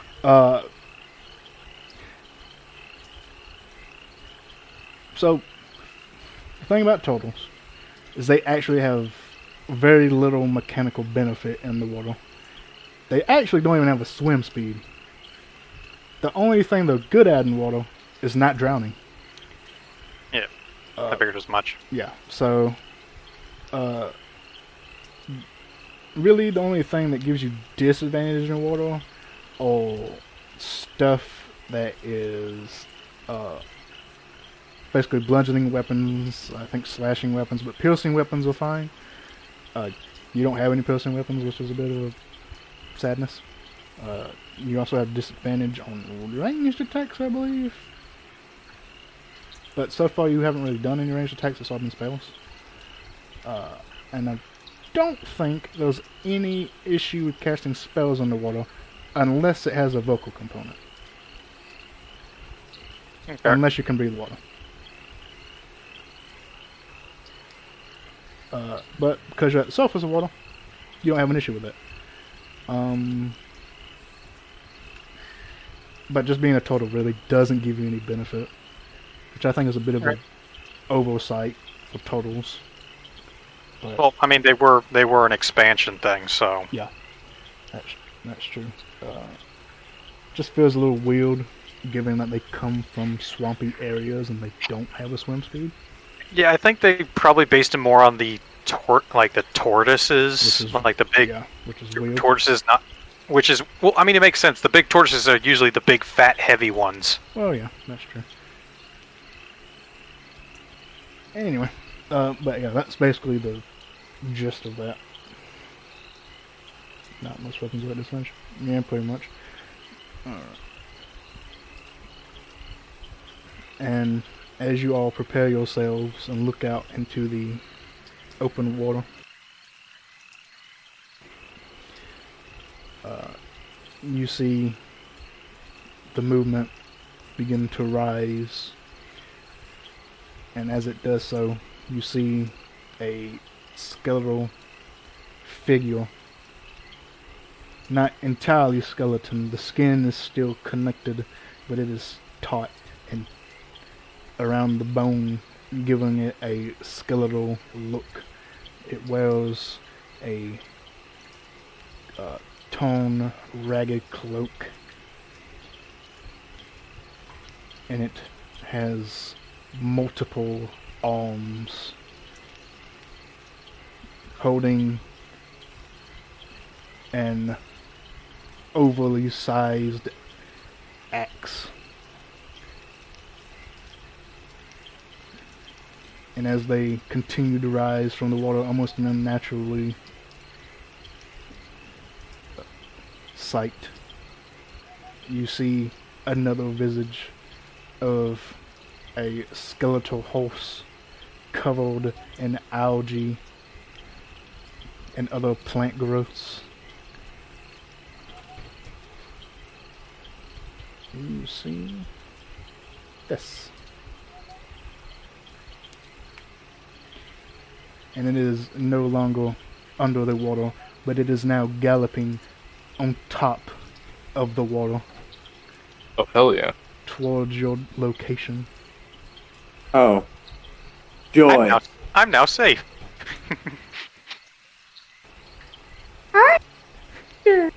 Oh, it's... And as it rises, several other figures begin to rise as well from the edges of the swamp.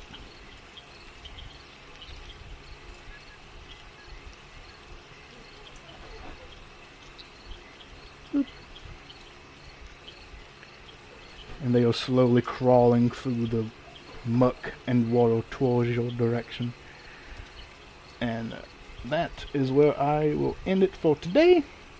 And we will pick up with combat next session, as we are at that close to 3 hour and a half mark, but it's also storming outside and I'm very worried that my computer is going to crash at any moment. So, go safe and sorry. Alright, well, no problem. It was a fun game. In I'm ready to hindsight, shoot this thing in the face tomorrow because it is creepy as hell. Well, not tomorrow, but next Monday because it is creepy as hell. Yes. The Drowned Horseman. Chances of being crushed have significantly increased. oh yeah. Uh-huh. In hindsight, I should have charmed one of those alligators and made it my friend. Alright, well, hope you all enjoyed the session and Yep, definitely. the debut of our first game. Yeah. So, Yeah, good session. if you haven't already, go ahead and save your tokens just in case something happens. And log out of the soul so I can close everything down. I'm going to do my outro and I'll be right back.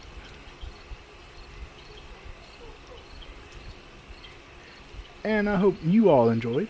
If you're watching on YouTube, remember to like the video, subscribe to the channel, and click that little bell to be notified when I post again. And check me out on Twitch, link in the description below.